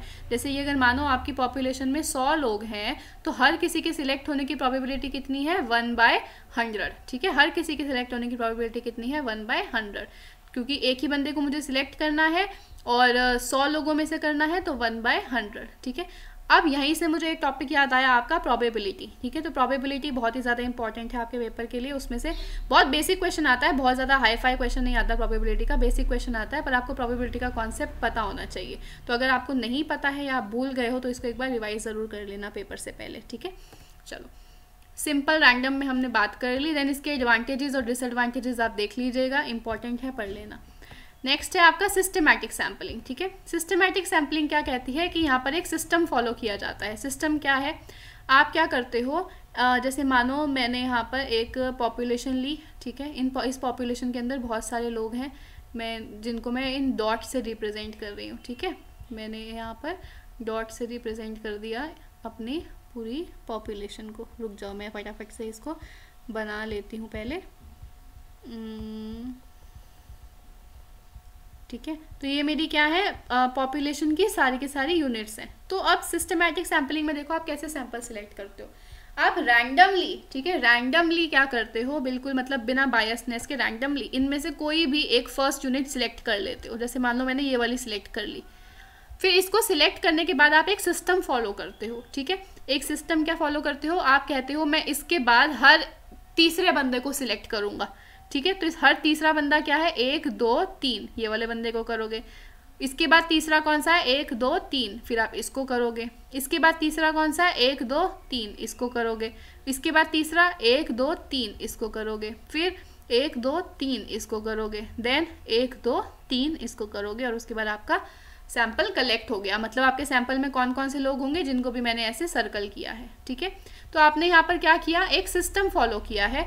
ऐसे ही आप हर तीसरे की जगह हर पांचवा कह सकते थे, मल्टीपल ऑफ 5 कह सकते थे, मल्टीपल ऑफ 2 कह सकते थे, वो आपके ऊपर है, ठीक है। वो आपके क्या कहते हैं, आपकी रिसर्च के ऊपर बेस करता है कि आप क्या सिस्टम फॉलो करना चाहते हैं। तो ये भी आपका अनबायस्ड होगा, क्यों? क्योंकि आपने यहाँ पर जो फर्स्ट यूनिट ली है वो रैंडमली सिलेक्ट करी है। इसकी भी एडवांटेजेस और डिसएडवांटेजेस एक बार पढ़ लीजिएगा। नेक्स्ट है आपका stratified, which is very very very important, ठीक है। इसका तो क्वेश्चन बहुत ही बार आया पेपर के अंदर। अब स्ट्रैटिफाइड क्या कहता है, स्ट्रैटिफाइड देखो कब यूज़ होता है, स्ट्रैटिफाइड तब यूज़ होता है जब आपकी जो पॉपुलेशन है वो हेटेरोजीनियस होती है, ठीक है। क्या होती है, हेटेरोजीनियस होती है। हेटेरोजीनियस का क्या मतलब है कि यहाँ पर जितने भी लोग हैं वो एक दूसरे से बहुत ही ज़्यादा अलग हैं, सबकी कैरेक्टरिस्टिक अलग अलग है, ठीक है। अलग अलग तरीके के लोग हैं, भिन्न भिन्न प्रकार के लोग हैं। जैसे कि अगर हम इंडिया की बात करें तो इंडिया में क्या है, डाइवर्सिटी है। डाइवर्सिटी का मतलब अगर आप राजस्थान चले जाओ अलग लोग मिलेंगे, पंजाब चले जाओ अलग लोग मिलेंगे, हरियाणा में अलग लोग मिलेंगे, दिल्ली में अलग लोग मिलेंगे, ठीक है। तो हमारी इंडिया की पॉपुलेशन कैसी है, हेटेरोजीनियस है, अलग अलग कैरेक्टरिस्टिक है वहाँ पर। तो ऐसी अगर पॉपुलेशन में से मुझे सैंपल सिलेक्ट करना है तो मैं हमेशा स्ट्रैटिफाइड चूज करूंगी मेथड, ठीक है। तो स्ट्रैटिफाइड क्या करता है, स्ट्रैटिफाइड इस हेटेरोजीनियस पॉपुलेशन को होमोजीनियस, ठीक है, होमोजीनियस स्ट्रैटास के अंदर या होमोजीनियस ग्रुप्स के अंदर कन्वर्ट कर देता है। होमोजीनियस ग्रुप्स क्या है, जैसे आप क्या करोगे, एक जैसे लोगों को इकट्ठा कर लोगे। जैसे राजस्थानी लोगों को आपने एक ग्रुप में डाल दिया, गुजराती लोगों को आपने एक ग्रुप में डाल दिया, हरियाणवी लोगों को आपने एक ग्रुप में डाल दिया, ठीक है। अब आप क्या करोगे, इनमें से रैंडमली अपने जितने भी लोग हैं उनको सिलेक्ट कर लोगे, ठीक है, जो भी आपको पॉपुलेशन में चाहिए। जैसे 3 लोग आपने सोचा कि आपको लेने हैं, तो 3 लोग आप इसमें से रैंडमली ले लोगे, इसमें से भी रैंडमली 3 लोग ले लोगे, और इसमें से भी रैंडमली 3 लोग ले लोगे, और ये आपका क्या हो जाएगा, पूरा 9 लोगों का सैंपल हो जाएगा। समझ में आया? आपकी एक हेटेरोजीनियस पॉपुलेशन थी जिसके आपने होमोजीनियस ग्रुप्स बनाए, फिर उसमें से आपने रैंडमली क्या कर लिया, सिलेक्ट कर लिया अपने यूनिट्स को, वो आपका बन गया सैंपल। क्लियर? इसके भी एडवांटेजेस और डिसएडवांटेजेस आप देख लेना। अब देखो इसका एक क्वेश्चन जो बार बार पूछा जाता है वो क्या है कि आपके 100 फार्मर्स हैं, ठीक है, 100 फार्मर्स हैं या 1000 फार्मर्स हैं, उनमें से आपको क्या करना है, स्मॉल, मार्जिनल और लार्ज फार्मर्स के अंदर उनको डिवाइड करना है, ठीक है। तो आप कौन सा मेथड यूज़ करोगे? तो आपने सिंपली क्या किया, आपके जो फार्मर्स हैं, ठीक है, फार्मर यानी कि हेटेरोजीनियस फार्मर है, अलग अलग तरीके के फार्मर हैं, उनको आपने होमोजीनियस ग्रुप्स के अंदर कन्वर्ट किया है। मतलब स्मॉल फार्मर्स हो गए, एक मार्जिनल फार्मर्स हो गए और एक लार्ज फार्मर्स हो गए, ठीक है। तो आपने क्या किया, उनको होमोजीनियस ग्रुप्स के अंदर कन्वर्ट कर दिया, यानी कि इस ग्रुप में सिर्फ स्मॉल फार्मर होंगे, इसके अंदर मार्जिनल होंगे, इसमें खाली लार्ज होंगे, फिर इसमें से आप रैंडमली अपना सैंपल सिलेक्ट कर लोगे, ठीक है। तो कौन सा मेथड हुआ, ये स्ट्रैटिफाइड हुआ। तो ये पेपर के अंदर काफ़ी बार क्वेश्चन रिपीट हुआ है, सेम क्वेश्चन, तो आपको ध्यान देना है। चलो नेक्स्ट है आपका क्लस्टर सैम्पलिंग, ये भी इम्पॉर्टेंट है, ठीक है। और क्लस्टर और क्या नाम है, स्ट्रैटिफाइड काफ़ी ज़्यादा सिमिलर है, तो इनमें ध्यान देना है, थोड़ा सा फ़र्क है वो आपको मैं भी बताती हूँ। अब क्लस्टर में क्या होता है, देखो क्लस्टर के अंदर क्या है, आपके अलग अलग रीजन्स हैं, ठीक है, आपके अलग अलग रीजन्स हैं, वहाँ पर ये जो तीनों रीजन हैं जो आपके, ये आपस में क्या है, होमोजीनियस है, ठीक है। होमोजीनियस मतलब ये जो रीजन है इसकी कैरेक्टरिस्टिक इसके जैसी है और इसकी कैरेक्टरिस्टिक इसके जैसी है, ठीक है, ये आपस में क्या है, होमोजीनियस है। लेकिन इनके अंदर जो लोग हैं, ठीक है, इनके अंदर की जो सैम्पलिंग यूनिट है वो हेटेरोजीनियस है, यानी कि इसके अंदर जो लोग हैं वो अलग अलग तरीके के हैं, इसमें जो लोग हैं वो भी हेटेरोजीनियस है, अलग अलग तरीके के हैं, इसमें जो है वो भी अलग अलग तरीके के हैं आपस में, ठीक है। लेकिन जब मैं इस पूरे रीजन की बात करती हूँ वो इसके जैसा ही है, इस रीजन के जैसा ही है, वो भी इस रीजन के जैसा ही है। तो इस केस में मैं क्या करूँगी, सैंपल कैसे सिलेक्ट करूँगी, मैं रैंडमली इन तीनों में से कोई भी सैंपल सिलेक्ट कर लूँगी, कोई भी रीजन सिलेक्ट कर लूँगी। मानो मैंने ये वाला सिलेक्ट कर लिया, तो इस रीजन को हम क्या कहते हैं, क्लस्टर्स कहते हैं, इनको क्लस्टर कहते हैं हम। तो मैंने क्या किया, रैंडमली किसी भी क्लस्टर को सिलेक्ट कर लिया और वही मेरा पूरा सैंपल हो जाएगा। यहाँ पर मैंने क्या किया था, अपनी एक हेटेरोजीनियस पॉपुलेशन में से होमोजीनियस ग्रुप्स बनाए थे स्ट्रैटिफाइड में और उसमें से सैंपल लिया था। यहाँ पर मैंने क्या किया है, होमोजीनियस मेरे ग्रुप्स ऑलरेडी बने हुए हैं और उनके अंदर जो पॉपुलेशन है वो हेटेरोजीनियस है, तो मैंने डायरेक्टली एक क्लस्टर को ही चूज़ कर लिया रैंडमली, ठीक है, और वही मेरा क्या हो गया, सैंपल हो गया। क्लियर? इसके भी एडवांटेजेस और डिसएडवांटेजेस आप देख लीजिएगा। चलो नेक्स्ट है हमारा मल्टी स्टेज, ठीक है। मल्टी स्टेज आपका बहुत ही ज़्यादा सिमिलर है क्लस्टर के जैसा ही। अब यहाँ पर आप क्या करते हो, देखो जैसे आपकी 1000 की पॉपुलेशन है, ठीक है, 1000 की आपकी पॉपुलेशन है, तो आपने क्या किया यहाँ पर कुछ सब्जेक्ट्स को सिलेक्ट कर लिया, ठीक है। आपने यहाँ पर कुछ सैम्पल यहाँ पर बना लिया, अलग अलग ग्रुप्स बना लिए, 1 ग्रुप 2 ग्रुप 3 ग्रुप 4 ग्रुप बना लिए, इनके अंदर आपने इनको डिवाइड कर दिया। ये आपका हो गया फर्स्ट स्टेज, ठीक है। इनमें से आपने 1000 में से कुछ को इधर डाला, कुछ को इधर डाला, कुछ को इधर, कुछ को इधर डाला। फिर इसमें से आपने क्या किया, रैंडमली कुछ लोगों को सिलेक्ट किया, इसमें से भी रैंडमली कुछ को सिलेक्ट किया, इसमें से भी आपने रैंडमली कुछ को सिलेक्ट किया, और इसमें से भी आपने रैंडमली कुछ को सिलेक्ट कर लिया। अब जो ये आपके हैं लोग आपने सिलेक्ट किए लास्ट स्टेज में, ये आपका सैम्पल बन जाएंगे। तो आपने क्या किया, सिंपली मल्टी स्टेज है, 2 स्टेजेस, एक स्टेज यहाँ पर करी, फिर दूसरी स्टेज यहाँ पर करी, तो आपने 2 बारी सिलेक्ट करा है अपना सैम्पल, तो this is simply multi stage sampling. Advantages और डिसएडवांटेजेस आप इसके पढ़ लीजिएगा। नेक्स्ट हम आते हैं नॉन प्रोबेबिलिटी सैम्पलिंग मेथड्स के ऊपर। ये बहुत सिंपल है आपके। नॉन प्रोबेबिलिटी क्या कहते हैं, सबसे पहला है कन्वीनियंस। कन्वीनियंस नाम से ही समझ आ रहा है, आप अपनी कन्वीनियंस के हिसाब से सैंपल सेलेक्ट कर लेते हो, जो आपको मिल जाता है सामने, जो आपको आसानी से बंदा मिल जाता है, आप उससे ही सैंपल कलेक्ट कर लेते हो, उसी से इन्फॉर्मेशन ले लेते हो। इसकी भी आप एडवांटेजेस डिसएडवांटेजेस देख लेना। नेक्स्ट है आपका कोटा सैम्पलिंग। कोटा सैम्पलिंग क्या होती है कि आप यहाँ पर हर सेक्शन का एक कोटा डिसाइड कर लेते हो। जैसे आपको मेल से जो डेटा लेना है वो 50% आपका डेटा मेल से ही होना चाहिए, सिर्फ 30% फीमेल से होना चाहिए, और बाकी का 20% आपका ट्रांसजेंडर से लेना है आपको, ठीक है। तो यानी कि आपने क्या कर दिया, एक सेक्टर के ऊपर आप बायस हो गए, ठीक है। आपने ज़्यादा जो डिसीजन देखा वो किसका देखा, मेल का देखा, 50% आपने उनका ले लिया, तो ठीक है। तो यहाँ पे ऑब्वियसली आपका जो रिजल्ट आएगा वो मेल की थिंकिंग के हिसाब से ही आएगा, मेल की जो इन्फॉर्मेशन है उसके हिसाब से ही रिजल्ट आएगा। तो अगर आपकी स्टडी मेल से रिलेटेड थी और आपने मेल का ही ज़्यादा कोटा फिक्स कर दिया, यानी कि यहाँ पे बायसनेस आ गई, ठीक है। आप चाहते थे आपका जो रिजल्ट है वो ज़्यादा एक्यूरेट आए, उसके चक्कर में आपने ज़्यादा जो कोटा है वो मेल को दे दिया, ठीक है। तो इसीलिए यहाँ पर नॉन प्रोबेबिलिटी सैम्पलिंग हो जाती है। क्लियर, इसके भी एडवांटेजेस डिसएडवांटेजेस आप देख लीजिएगा। Then next judgemental sampling. Judgemental sampling क्या होती है, ये पर्पसिव सैम्पलिंग भी हम इसको कहते हैं, ठीक है। अब ये बहुत ज़्यादा यूज़ करते हैं एक्सपर्ट्स, ठीक है। जो भी एक्सपर्ट होते हैं ना, उनको कम्प्लीटली पता होता है कौन सा उनको किससे कैसा सैम्पल कलेक्ट करना है, या कौन सी स्टडी के अंदर कौन से इंसान से सैम्पल कलेक्ट करना बेटर रहेगा, ठीक है। तो आप यहाँ पर अपनी जजमेंट के हिसाब से कर रहे हो, अपने पर्पस के हिसाब से सिलेक्ट करते हो अपना सैम्पल, तो इसलिए ये भी आपका क्या हो जाएगा, नॉन प्रोबेबिलिटी सैम्पलिंग। इसके भी एडवांटेज डिसएडवांटेजेस देख लीजिएगा। नेक्स्ट है आपका स्नोबॉल सैम्पलिंग। स्नोबॉल सैम्पलिंग क्या है आपकी, स्नोबॉल सैम्पलिंग है आपकी जो वो जय हो मूवी के अंदर है, ठीक है। जय हो मूवी के अंदर क्या था कि वो किसी सलमान खान किसी की मदद करते हैं तो वो थैंक यू कहते हैं, वो कहते हैं आप थैंक यू मत कहिए, आप आगे 3 लोगों की मदद कीजिएगा और उन 3 लोगों को कहिएगा कि वो आगे 3 लोगों की मदद करें, ठीक है। तो यहाँ पर बिल्कुल वही हिसाब होता है। आप क्या करते हो, एक इंसान से डेटा कलेक्ट करते हो, उसे कहते हो भाई और लोगों को लेकर आ, ठीक है। वो और लोगों को लेकर आता है, आप उससे उनसे डेटा लेते हो, फिर आप उनको कहते हो और लोगों को लेकर आओ, फिर वो आगे जाके और लोगों को लेकर आते हैं, फिर आप उनसे डेटा लेते हो, ठीक है। तो this is simply snowball. Snowball इसका नाम क्यों रखा है, देखो जैसे अगर आप किसी क्या कहते हैं बर्फ़ का छोटा सा अगर आप गोला बनाओ और उसको ऊपर पहाड़ से नीचे फेंको, भरे बर्फ़ वाले पहाड़ से नीचे, तो क्या होगा, नीचे आते आते वो गोला बड़ा होता जाएगा, बड़ा होता जाएगा, बड़ा होता जाएगा, बर्फ़ से बड़ा होता जाएगा। इसीलिए हमने इसको क्या नाम दिया है, स्नोबॉल। कि जैसे जैसे आप आगे लोगों को बुलाते रहेंगे, बोलते रहेंगे कि आप और लोगों को लेकर आइए, तो आपका सैंपल बड़ा होता जाएगा। क्लियर, तो इसके भी आप एडवांटेजेस डिसएडवांटेजेस देख लेना। चलो, तो ये टॉपिक हमारा यहाँ पे कंप्लीट होता है सैम्पलिंग वाला। नेक्स्ट है हमारा डेटा मेजरमेंट स्केल्स।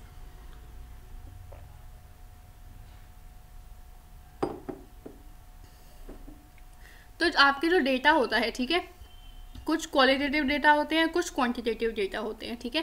तो क्वालिटेटिव और क्वांटिटेटिव डेटा को आप मेजर कैसे करोगे, ठीक है, किस वे में आप उसको कलेक्ट करोगे, कैसे आप उसको क्वांटिटेटिव वे में लेकर आओगे, ठीक है, कैसे आप उसको मेजर करोगे क्वांटिटेटिवली, न्यूमेरिकली कैसे मेजर करोगे, उसके लिए कुछ स्केल्स होते हैं आपके, ठीक है। तो 4 तरीके के स्केल हैं, एक नॉमिनल, एक ऑर्डिनल, एक इंटरवल और एक रेशियो, ठीक है। नॉमिनल आपका सबसे स्मॉल लेवल का होता है, उसके बाद ऑर्डिनल होता है, फिर इंटरवल, देन रेशियो आपका सबसे हाईएस्ट लेवल का स्केल होता है। क्लियर, इंटरवल और रेशियो आपके क्वांटिटेटिव स्टडीज़ में यूज़ होते हैं, नॉमिनल और ऑर्डिनल आपके क्वालिटेटिव स्टडीज़ में यूज़ होते हैं। अब देखो यहाँ पे नॉमिनल में वर्ड ही दिख रहा है क्या, नेम, ठीक है।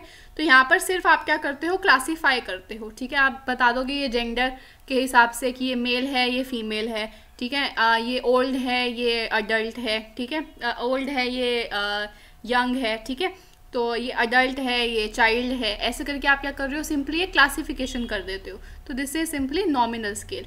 Next is ordinal. ऑर्डिनल का मतलब क्या होता है, वर्ड दिख रहा है इसमें ऑर्डर, ठीक है, ऑर्डर। अब आप एक ऑर्डर में लगा देते हो, अब आप एक रैंक दे देते हो अपने डेटा को, ठीक है, आप अपने डेटा को क्या कर रहे हो, यहाँ पर रैंक दे देते हो सिंपली।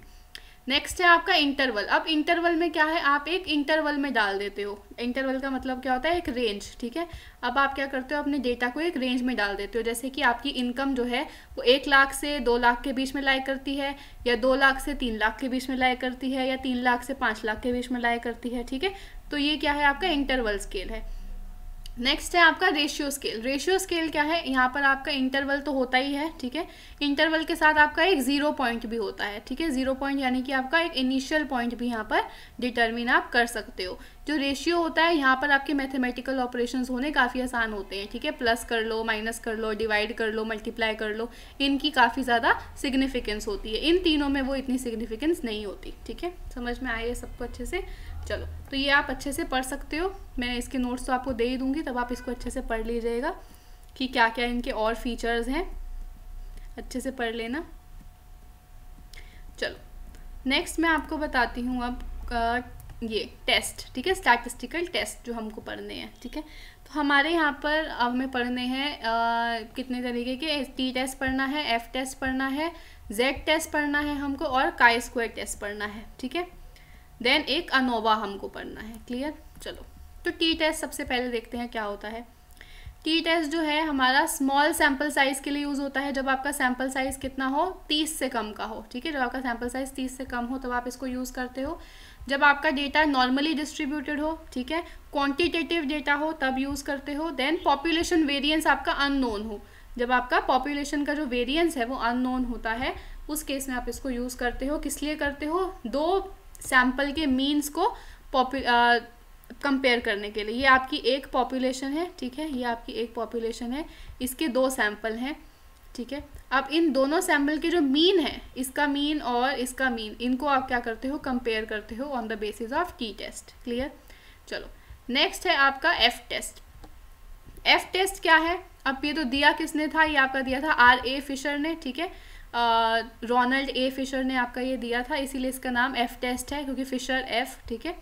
अब ये भी आपका स्मॉल सैम्पल साइज़ के लिए यूज़ होता है, जब आपका सैम्पल साइज़ लेस देन 30 हो तब आप इसको यूज़ करते हो। ये भी नॉर्मली डिस्ट्रीब्यूटेड डेटा के लिए होता है, यानी कि क्वांटिटेटिव डेटा के लिए होता है। देन पॉपुलेशन वेरिएंस आपका यहाँ पे नोन होता है, ठीक है। अब टी टेस्ट से यहीं पर यही फ़र्क आ जाता है, टी टेस्ट में आपको पॉपुलेशन वेरिएंस नहीं पता होता, यहाँ पर आपको पॉपुलेशन वेरिएंस पता होता है, ठीक है। यहाँ पर आप क्या करते हो, आप 2 सैंपल के वेरिएंस को कंपेयर करते हो, ठीक है। टी टेस्ट में आप क्या करते हो, 2 सैंपल के मीन को कंपेयर करते हो, यहाँ पे आप दोनों के वेरिएंस को कंपेयर करते हो। क्यों वेरिएंस को कंपेयर कर रहे हो, क्योंकि अब आपको वेरिएंस पता है, ठीक है, तो आप यहाँ पे वेरिएंस को कंपेयर करते हो। ऑब्जर्वेशन यहाँ पे इंडिपेंडेंट होती है। ऑब्जर्वेशन मतलब जितनी भी आपने डेटा कलेक्ट किया है सैंपल में, वो सारी ऑब्जर्वेशन, वो सारा डेटा एक दूसरे से इंडिपेंडेंट है, वो एक दूसरे के ऊपर डिपेंड नहीं कर रहा, क्लियर। चलो, नेक्स्ट है आपका जेड टेस्ट। जेड टेस्ट आपका क्या होता है, ये लार्ज सैंपल टेस्ट होता है, ठीक है, this is a large sample test. जब आपका सैंपल मोर देन 30 हो तब ये यूज़ करते हैं हम। ये भी नॉर्मली डिस्ट्रीब्यूटेड डेटा के लिए होता है, यानी कि क्वांटिटेटिव डेटा के लिए। और ये पॉपुलेशन वेरिएंस जब आपका नोन हो तब यूज़ करते हैं, ठीक है। पॉपुलेशन वेरिएंस आपका एफ टेस्ट में भी नोन होता है और जेड टेस्ट में भी नोन होता है, टी टेस्ट में नोन नहीं होता। अब इसको फाइंड आउट करने का आपका फॉर्मूला है क्या, z is equals to x minus mu divided by sigma divided by root n, ठीक है। तो ये आपको फॉर्मूला जो है इसको देख लेना, इससे रिलेटेड इस बार पेपर में क्वेश्चन आया था, ठीक है, तो वो आपको ध्यान रखना है। नेक्स्ट, ऑब्जर्वेशन आर इंडिपेंडेंट होती है, यहाँ पर भी ऑब्जर्वेशन। देन यहाँ पर आप मीन ऑफ 2 पॉपुलेशन कंसिडर करते हो, ठीक है, जैसे ये आपकी एक पॉपुलेशन है और ये आपकी एक पॉपुलेशन है, इन दोनों का मीन, इसका मीन और इसका मीन आप क्या करते हो, यहाँ पर कंपेयर करते हो अंडर जेड टेस्ट, क्लियर। चलो, नेक्स्ट है आपका अनोवा। अनोवा क्या कहता है, अनोवा आपका टी टेस्ट की एक्सटेंशन है, ठीक है। तो ये भी नॉर्मली डिस्ट्रीब्यूटेड डेटा के लिए होता है। ऑब्जर्वेशन यहाँ पर इंडिपेंडेंट होती हैं। यहाँ पर आप क्या करते हो, मोर देन 2 सैंपल को कंपेयर करते हो, ठीक है। यहाँ पर आप मोर देन 2 सैंपल को कंपेयर करते हो। एक पॉपुलेशन है, उसके अंदर ये 3 सैंपल है मान लो, तो इन 3 सैंपल का जो मीन है उसको आप क्या करते हो, आपस में कंपेयर करते हो with the help of ANOVA. ये मेजर करता है 2 से ज़्यादा पॉपुलेशन के बीच के मीन को भी, ठीक है। अगर आपकी 3 पॉपुलेशन है या 3 से ज़्यादा पॉपुलेशन है, उसके मीन को भी ये कंपेयर करता है, ठीक है। समझ में आया? या तो एक पॉपुलेशन हो, उसके अंदर 2 से ज़्यादा सैंपल हो, उनके मीन को भी एनोवा कंपेयर कर लेता है, या फिर आपकी 2 से ज़्यादा वो हो पॉपुलेशन हो, तो उनके मीन को भी क्या कर लेता है, ये कंपेयर कर लेता है, ठीक है। चलो देन यहाँ पर सैंपल वेरिएंस आपका पॉपुलेशन वेरिएंस के बराबर होता है। क्लियर? कोई दिक्कत परेशानी तो नहीं है?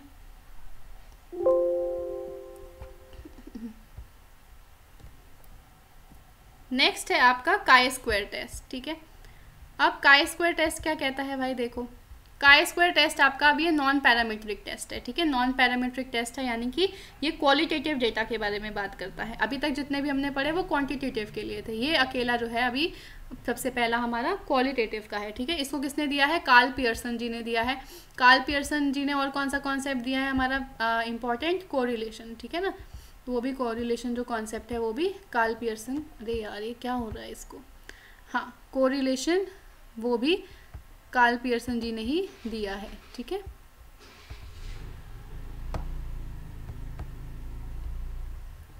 चलो नेक्स्ट यहाँ पर हम क्या करते हैं, एक्सपेक्टेड फ्रीक्वेंसी को ऑब्जर्व फ्रीक्वेंसी के साथ कंपेयर करते हैं। यहाँ पर हम कंटिंजेंसी टेबल की बात करते हैं। किसी ने अगर कंटिंजेंसी टेबल नहीं देखा है तो देख लेना भाई, ठीक है। उस पर सर्च करना यूट्यूब के ऊपर, यूट्यूब कह रही हूँ गूगल के ऊपर, कंटिंजेंसी टेबल 2x2 भी होता है आपका, 3x3 भी होता है, और भी बहुत तरीके के होते हैं, ठीक है। तो आप उसको एक बार सर्च करना, आपको पता चल जाएगा। जो भी आपको वहाँ पर वैल्यूज़ दिखेंगी वो आपको ऑब्जर्व वैल्यूज़ दिखती हैं, ठीक है। ऑब्जर्व वैल्यूज़ से आप एक्सपेक्टेड वैल्यूज़ कैलकुलेट करते हो, ठीक है। फिर आप क्या करते हो, उनको आपस में कंपेयर करते हो। कंपेयर किस फॉर्मूला से करते हो, काई स्क्वायर के टेस्ट से करते हो। तो ये वाला फॉर्मूला आपका लगता है ऑब्जर्व माइनस एक्सपेक्टेड का स्क्वायर की summation divided by expected value, ठीक है। तो ये आपकी काई स्क्वायर की वैल्यू आ जाती है। ये हमेशा नॉन नेगेटिव वैल्यू होगी, ठीक है, क्योंकि यहाँ पे देखो स्क्वायर लगा हुआ है ना, तो स्क्वायर तो कभी भी आपका नेगेटिव होता ही नहीं है, तो ये नॉन नेगेटिव वैल्यू होगी। यहाँ पे स्क्यूड डिस्ट्रीब्यूशन होगा, ठीक है, या तो राइट स्क्यूड या लेफ्ट स्क्यूड होगा, और यहाँ पर आपका नॉर्मली डिस्ट्रीब्यूटेड नहीं होता, ठीक है ना। चलो then if observe value is more than the critical value, तब आप क्या करते हो, अपनी हाइपोथेसिस को रिजेक्ट कर देते हो। अगर आपकी ऑब्जर्व वैल्यू क्रिटिकल वैल्यू से ज़्यादा है तो आप H0 को रिजेक्ट कर देते हो। देन ऑब्जर्वेशन आपकी इंडिपेंडेंट है, रैंडम है, जैसे हमने पहले भी पढ़ा है। Then goodness of fit test भी हम इसको कहते हैं, goodness of fit. Goodness of fit क्या है, जैसे आपने अपना मॉडल जो है उसको क्या किया है, एक लाइन से रिप्रेजेंट किया है, ठीक है, एक रिग्रेशन लाइन से आपने किया है, तो कितना ज़्यादा वो अच्छे से रिप्रेजेंट कर रहा है आपके मॉडल को, ठीक है, कितना अच्छे से वो आपके पॉपुलेशन रिग्रेशन फंक्शन को रिप्रेजेंट कर रहा है, that is simply goodness of fit. यानी कि आपकी जो रिग्रेशन लाइन है वो कितना अच्छे से फिट हुई है आपके मॉडल के अंदर, वही होती है आपकी गुडनेस ऑफ फिट टेस्ट। वो भी कौन सा टेस्ट यूज़ करते हैं उसके लिए भी, chi square test. Degrees of freedom important है, इस बार पेपर में क्वेश्चन आया था कि डिग्रीज ऑफ फ्रीडम निकालो काई स्क्वायर का, तो वो होता है R-1 इंटू C-1। R क्या है, रो, सी क्या है, कॉलम, ठीक है। मैंने आपको बताया ना अभी कंटिंजेंसी टेबल, तो उसके अंदर कुछ ना कुछ आपकी रोज होती हैं, कुछ आपकी कॉलम्स होते हैं, ठीक है। जैसे मैंने आपको बताया 2x2, 2x2 का क्या मतलब है कि 2 ही आपकी क्या है, रोज हैं, और 2 ही क्या है आपके कॉलम। तो इसका डिग्री ऑफ फ्रीडम क्या हो जाएगा, 2-1 इंटू 2-1, यानी कि 1 इंटू 1 हो गया आपका यहाँ पर डिग्रीज ऑफ फ्रीडम। ऐसे ही आपका पेपर में क्वेश्चन आया था, वो भी आप ये फॉर्मूला आपके लिए इसीलिए इंपॉर्टेंट हो जाता है, ठीक है। Then independent value that can be assigned to statistical distribution. Frequencies must be at least 50. Then used as parametric test to test the population variance on the basis of small sample size. ठीक है, अब ये इतना important topic, ये इतने important नहीं है, इसके अंदर ये तीनों जो अभी इंपॉर्टेंट था वो मैं आपको बता चुकी, ठीक है, उसी को ही आपको पढ़ना है। देन नेक्स्ट है आपका डिग्रीज ऑफ फ्रीडम, ठीक है। डिग्रीज ऑफ फ्रीडम आपको ध्यान देना है, डिग्रीज ऑफ फ्रीडम क्या क्या है। Z का डिग्रीज ऑफ फ्रीडम कितना है, N-K-1, ठीक है, डायरेक्टली पेपर में क्वेश्चन आता है, और कभी कभी निकालने के लिए आ जाए तो वो भी आपको ध्यान देना है। Z का क्या होता है, N-K-1, N क्या है, नंबर ऑफ ऑब्जर्वेशन, के क्या है, नंबर ऑफ पैरामीटर, यानी कि जो आपको दिया होता है ना अल्फा बीटा वो सब, -1 कर देना है। देन टी में भी n माइनस के माइनस 1 होता है। एफ का क्या होता है, k कॉमा n माइनस के माइनस 1, क्योंकि आपका जो एफ टेस्ट होता है ना वो कैसा दिखता है, वो ऐसा कुछ दिखता है आपका कि sigma 1 square divided by sigma 2 square, ठीक है। तो अब आपका क्या होगा, ये वाला जो वेरिएशन है, वेरिएंस है, फर्स्ट आपकी जो सैंपल है उसका वेरिएंस और जो दूसरा ग्रुप है उसके जो वेरिएंस है, उन दोनों का अपना अलग अलग डिग्रीज ऑफ फ्रीडम होता है। तो इसीलिए आपके फर्स्ट ऊपर वाले का क्या होता है, के यानी कि नंबर ऑफ पैरामीटर्स, और दूसरे वाले का क्या है, n माइनस के माइनस 1 यानी कि number of observation minus number of parameter -1। Then chi square का मैं अभी बता ही चुकी, r-1 इंटू c-1। क्लियर, चलो। देन नेक्स्ट हमारा है टॉपिक, फॉर्मूलाज हैं कुछ आपके, इसको मैं एक बार वो कर देती हूँ थोड़ा शॉर्ट। हाँ, ये आपके कुछ फार्मूलाज हैं, आप देख लेना, सिंपल है, ठीक है। ये तो मैं आपको बता ही चुकी है, इसका जेड टेस्ट वाला फार्मूला मैं बता चुकी पहले ही, x minus mu divided by sigma divided bye √n। ऐसे ही t का फार्मूला क्या है आपका, x bar minus mu divided by s by √n, ठीक है। s क्यों है, this is sample standard deviation, क्योंकि आपको यहाँ पर क्या होता है, पॉपुलेशन वेरिएंस पता नहीं होता, यानी कि पॉपुलेशन स्टैंडर्ड डेविएशन आपको पता नहीं होती, इसलिए आप सैंपल के स्टैंडर्ड डेविएशन को यूज़ करते हो। देन ये आपके प्रोपोर्शन का हो जाता है फॉर्मूला, ठीक है। देन आपका ये डिफरेंस ऑफ मीन्स, ठीक है, दो पॉपुलेशन के मीन का डिफरेंस, ठीक है, उसका है ये फॉर्मूला आपका। देन नेक्स्ट आपका फॉर्मूला है, अगर आपका पॉपुलेशन वेरिएंस ना पता हो आपको तो आपको सैंपल का यूज़ करना पड़ेगा, तो उसके लिए भी टी का फॉर्मूला, डिफरेंस बिटवीन मीन वाले में। देन ये आपका मीन डिफरेंस वाला फॉर्मूला है, इसको भी देख लीजिए, ये वैसे इतना इंपॉर्टेंट नहीं है आपके लिए। दिस इज़ इम्पॉर्टेंट अगेन, आपका difference between the proportions, clear. और साथ में इधर वाले जो आपको दिख रही है कॉलम, इसके अंदर मैंने कंडीशंस दे रखी हैं कि मतलब कब कब आपको ये फार्मूलाज यूज़ करने हैं, तो वो कंडीशंस भी आप देख सकते हो, ठीक है। ये सारी मैंने आपको यहाँ पर कंडीशन भी दे दी है कब इसको यूज़ करना है, तो वो भी आप देख सकते हो। देन ये मैं आपको बता ही चुकी, काई स्क्वायर, शायद वो दोबारा से आ गया इसके अंदर। चलो, now this is very important again, ये आपके पेपर के अंदर काफ़ी ज़्यादा पूछा जाता है, मल्टी कोलिनियरिटी, ऑटो कोरिलेशन, हेटेरोस्केडास्टिसिटी, ठीक है। तो मल्टी कोलिनियरिटी क्या है, मल्टी कोलिनियरिटी मैं आपको बता चुकी हूँ, जब आपके इंडिपेंडेंट वेरिएबल्स आपस में क्या हो, कोरिलेटेड हो, तो आपकी मल्टी कोलिनियरिटी की प्रॉब्लम होती है। ऑटो कोरिलेशन क्या होता है, ऑटो कोरिलेशन होता है जब आपके जो एरर टर्म्स हैं, ठीक है, जो आपकी एरर टर्म्स हैं वो आपस में कोरिलेटेड हो, ठीक है, जब वो उनके बीच में एक रिलेशनशिप हो, वो आपस में कोरिलेटेड हो। देन हेटेरोस्केडास्टिसिटी, हेटेरोस्केडास्टिसिटी क्या होती है आपकी, जब आपका वेरिएंस ऑफ एरर टर्म क्या हो, कांस्टेंट ना हो, ठीक है, जब वो आपका कांस्टेंट ना हो, दैट इज हेटेरोस्केडास्टिसिटी। क्लियर, समझ में आया। चलो, अब वहाँ पर मेन क्वेश्चन क्या आता है, वो आता है कि आपकी मल्टी कोलिनियरिटी, ऑटो कोरिलेशन, हेटेरोस्केडास्टिसिटी के अंदर जो OLS एस्टिमेटर होते हैं, यानी कि ऑर्डिनरी लीस्ट स्क्वायर एस्टिमेटर होते हैं, वो कैसे होते हैं, कंसिस्टेंट होते हैं, इनकंसिस्टेंट होते हैं, बायस्ड होते हैं, अनबायस्ड होते हैं, एफिशिएंट होते हैं या इनएफिशिएंट होते हैं, ये आपको आता है। तो ये वाला टेबल आपके लिए इंपॉर्टेंट है, ठीक है ना, ये वाला टेबल आपके लिए इंपॉर्टेंट है, इसको देख लो। तो आपको देखना है ये तीनों के अंदर ही, तीनों तरीके के एरर्स के अंदर ही आपका कंसिस्टेंट रहते हैं एस्टिमेटर्स OLS वाले, ठीक है, और अनबायस्ड भी तीनों में रहते हैं, ठीक है, और इनएफिशिएंट रहते हैं ऑटो कोरिलेशन और हेटेरोस्केडास्टिसिटी में, बस मल्टी कोलिनियरिटी में ये एफिशिएंट रहते हैं, ठीक है, समझ में आया। यहाँ पर कंसिस्टेंट तीनों में रहेंगे, अनबायस्ड भी तीनों में रहेंगे, लेकिन मल्टी कोलिनियरिटी में एफिशिएंट रहते हैं, यहाँ पर हेटेरो में और ऑटो के अंदर इनएफिशिएंट रहते हैं, ये ध्यान देना है। क्लियर, चलो। देन अगेन कुछ इंपॉर्टेंट आपके लिए आ रहा है, साइमल्टेनियस इक्वेशन मॉडल में से या आइडेंटिफिकेशन प्रॉब्लम जो आपका है, ठीक है, उसमें से आपका क्वेश्चन आता है कि जब आप indirect least square method use करते हो, ठीक है, तो वो किस मेथड के लिए कब यूज़ करते हो, तो just and exactly identified equations के लिए आप यूज़ करते हो, ठीक है। अब देखो, अब ये आपको इतना ज़्यादा इन डेप्थ जाके पढ़ने की ज़रूरत नहीं है, वैसे ये आपका टॉपिक है आइडेंटिफिकेशन का, ठीक है, आइडेंटिफिकेशन प्रॉब्लम एंड आपका साइमल्टेनियस इक्वेशन मॉडल, ठीक है। तो ये दोनों आपके चैप्टर्स हैं, अगर आपको पढ़ने हैं तो ये दामोदर गुजराती के अंदर अच्छे से एक्सप्लेन्ड है दोनों चैप्टर्स, तो आप इनको पढ़ सकते हो, लेकिन अभी पेपर के लिए इतना इंपॉर्टेंट नहीं है, पेपर में आपको सिर्फ टर्म्स याद रखनी है, वो टर्म्स याद रख लो, ठीक है। क्या है, अगर इनडायरेक्ट लीस्ट स्क्वायर मेथड हम यूज़ करते हैं वो किसके लिए यूज़ करते हैं, जस्ट या फिर एग्जैक्टली आइडेंटिफाइड इक्वेशंस के लिए। वहाँ पर आपके OLS एस्टिमेटर्स कैसे रहते हैं, अनबायस्ड और कंसिस्टेंट रहते हैं। क्लियर।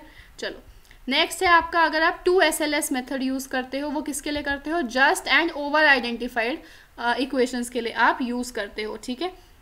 देन अगर आप LIML यूज़ करते हो उसके अंदर वो किसके लिए यूज़ करते हो, ओवर आइडेंटिफाइड मॉडल्स के लिए यूज़ करते हो। क्लियर। यहाँ पे स्मॉल सैंपल में बायस्ड रहते हैं, लार्ज सैंपल में कंसिस्टेंट और एफिशिएंट रहते हैं। क्लियर। ये कुछ चीज़ें हैं जो आपको ध्यान रखनी है, पेपर के लिए इंपॉर्टेंट है। देन 3 स्टेज SLS किसके लिए यूज़ होता है, ओवर आइडेंटिफाइड के लिए यूज़ होता है, ओवर आइडेंटिफाइड मॉडल के लिए। ठीक है। Now this is very important. आपकी एग्जैक्टली आइडेंटिफाइड मॉडल जो होते हैं, एग्जैक्टली आइडेंटिफाइड मॉडल जो है उसके अंदर आप कौन सा मेथड यूज़ करते हो, इनडायरेक्ट लीस्ट स्क्वायर और 2 SLS मेथड यूज़ करते हो। ओवर आइडेंटिफाइड के लिए कौन सा यूज़ करते हो, 2 SLS, LIML, 3 SLS, instrument variable या IV मेथड आप यूज़ करते हो। ठीक है। तो ये आपको ध्यान रखना है, ये भी इंपॉर्टेंट है पेपर के लिए। ठीक है। इनके नाम याद रखने हैं, बस आपको समझने की ज़रूरत नहीं है, समझने वाला क्वेश्चन नहीं आता पेपर के अंदर। ठीक है। चलो then recursive model. Recursive model अगर आपका हो तो OLS एस्टिमेटर क्या होते हैं, बेस्ट होते हैं और अनबायस्ड होते हैं, लेकिन इनएफिशिएंट भी होते हैं। ठीक है। बेस्ट होंगे, अनबायस्ड होंगे, यानी कि बेस्ट अनबायस्ड है लेकिन यहाँ पे इनएफिशिएंट रहते हैं। क्लियर, समझ में आया। चलो देन नेक्स्ट है आपका order condition and rank condition. ठीक है। तो ऑर्डर कंडीशन और रैंक कंडीशन क्या कहते हैं, ये भी इंपॉर्टेंट है। ठीक है। ऑर्डर कंडीशन बताती है कि आपका मॉडल जस्ट आइडेंटिफाइड है, अंडर आइडेंटिफाइड है या ओवर आइडेंटिफाइड है। ठीक है। लेकिन जो रैंक कंडीशन है वो आपकी बताती है आइडेंटिफाइड है या अनआइडेंटिफाइड है। ठीक है। तो आपको ऑर्डर कंडीशन से पेपर में क्वेश्चन आता है, आपको वो 3 इक्वेशंस दे देता है। ठीक है। 3 इक्वेशन दे देगा, या 2 या 3 जितनी भी उसको देनी होगी उतनी इक्वेशंस दे देगा और कहेगा बताओ ये फर्स्ट वाली इक्वेशन या सेकंड वाली या थर्ड, जो भी उसको पूछनी होगी, ये इक्वेशन जस्ट आइडेंटिफाइड है, ओवर आइडेंटिफाइड है या अंडर आइडेंटिफाइड है। ठीक है। तो अब उसके अंदर आप कैसे सर्च करोगे, देखो अब मैं आपको बताती हूँ एक एग्जाम्पल लेके। जैसे आपका y उन्होंने दे दिया एक इक्वेशन, मैं एक ही इक्वेशन से समझा देती हूँ, एक से आएगा नहीं, वैसे पूरा मॉडल बताना पड़ेगा। चलो देख लेते हैं। मैंने कहा y1 is equals to alpha plus beta x1, ठीक है, प्लस गामा x2। ठीक है। दूसरा मैंने यहाँ पर दे दिया आपको y2 is equals to alpha 1 plus beta 1 y1 plus gamma 1 x1।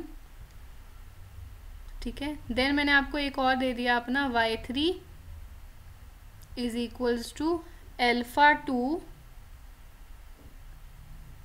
Plus beta 2 y2 plus gamma 2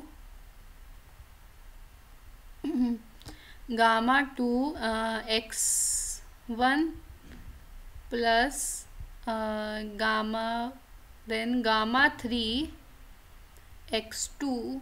ठीक है। ये मैंने आपको अपना पूरा मॉडल दे दिया। ऐसे ही आपको कुछ वहाँ पे इक्वेशन दी हुई होती है पेपर के अंदर, 3 इक्वेशन या 2 इक्वेशन जो भी उसको देनी होगी। ठीक है। तो अब आपको बताना है आपकी जो इक्वेशन 2 है, ठीक है, जो आपकी इक्वेशन 2 है वो अनआइडेंटिफाइड है और अंडर आइडेंटिफाइड है, ओवर आइडेंटिफाइड है या जस्ट आइडेंटिफाइड है। ठीक है। तो अभी आप कैसे पता लगाओगे, या आप पता लगाओगे इस फॉर्मूला से। ठीक है। तो आपको करना है पहले m माइनस एम। ठीक है। m माइनस एम क्या है, वेरिएबल इन द मॉडल। जितने भी मॉडल के अंदर पूरे वेरिएबल हैं कितने हैं, 1 y1 x1 x2 3 हो गए, देन y2 4 हो गए, देन y3 5। ठीक है। आपके 5 वेरिएबल्स हैं टोटल इसके अंदर। ठीक है।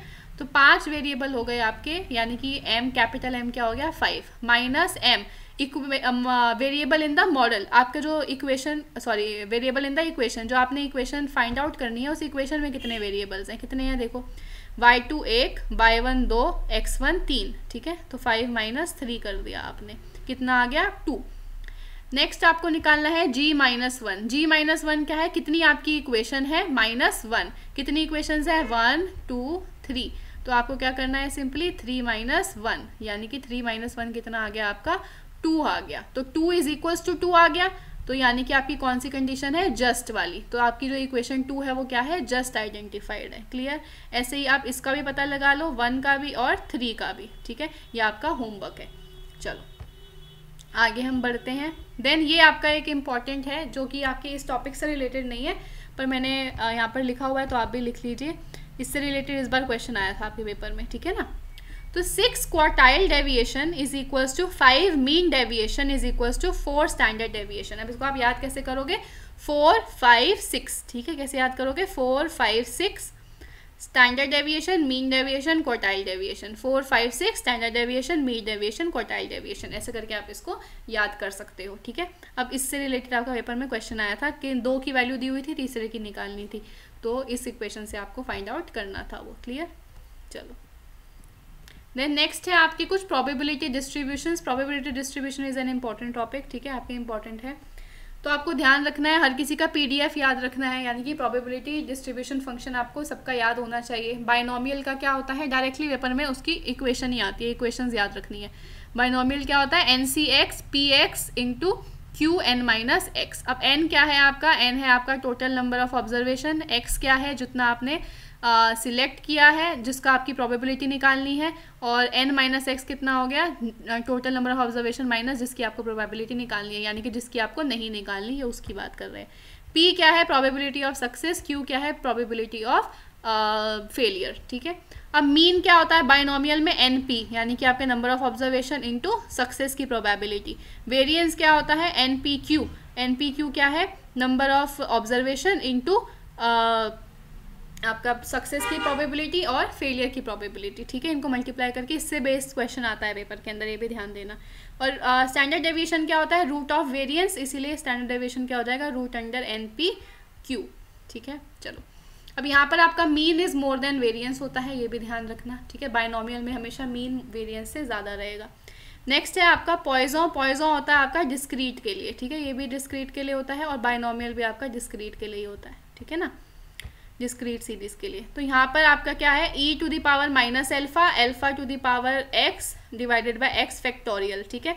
अब आपका यहाँ पर लैम्डा, लैम्डा क्या होता है, लैम्डा आपका होता है मीन, सिंपली, ठीक है, मीन होता है यहाँ पर आपका लैम्डा, ठीक है। तो यहाँ पर आपको ध्यान देना है, यहाँ पे मीन और वेरिएंस बराबर होते हैं, लैम्डा ही होते हैं यहाँ पर, ये चीज़ मैं आपको बताई चुकी, मीन और वेरिएंस बराबर होते हैं। नेक्स्ट है आपका नेगेटिव बाइनोमियल। नेगेटिव बाइनोमियल इतना इंपॉर्टेंट नहीं है, इसको याद करने की जरूरत नहीं है।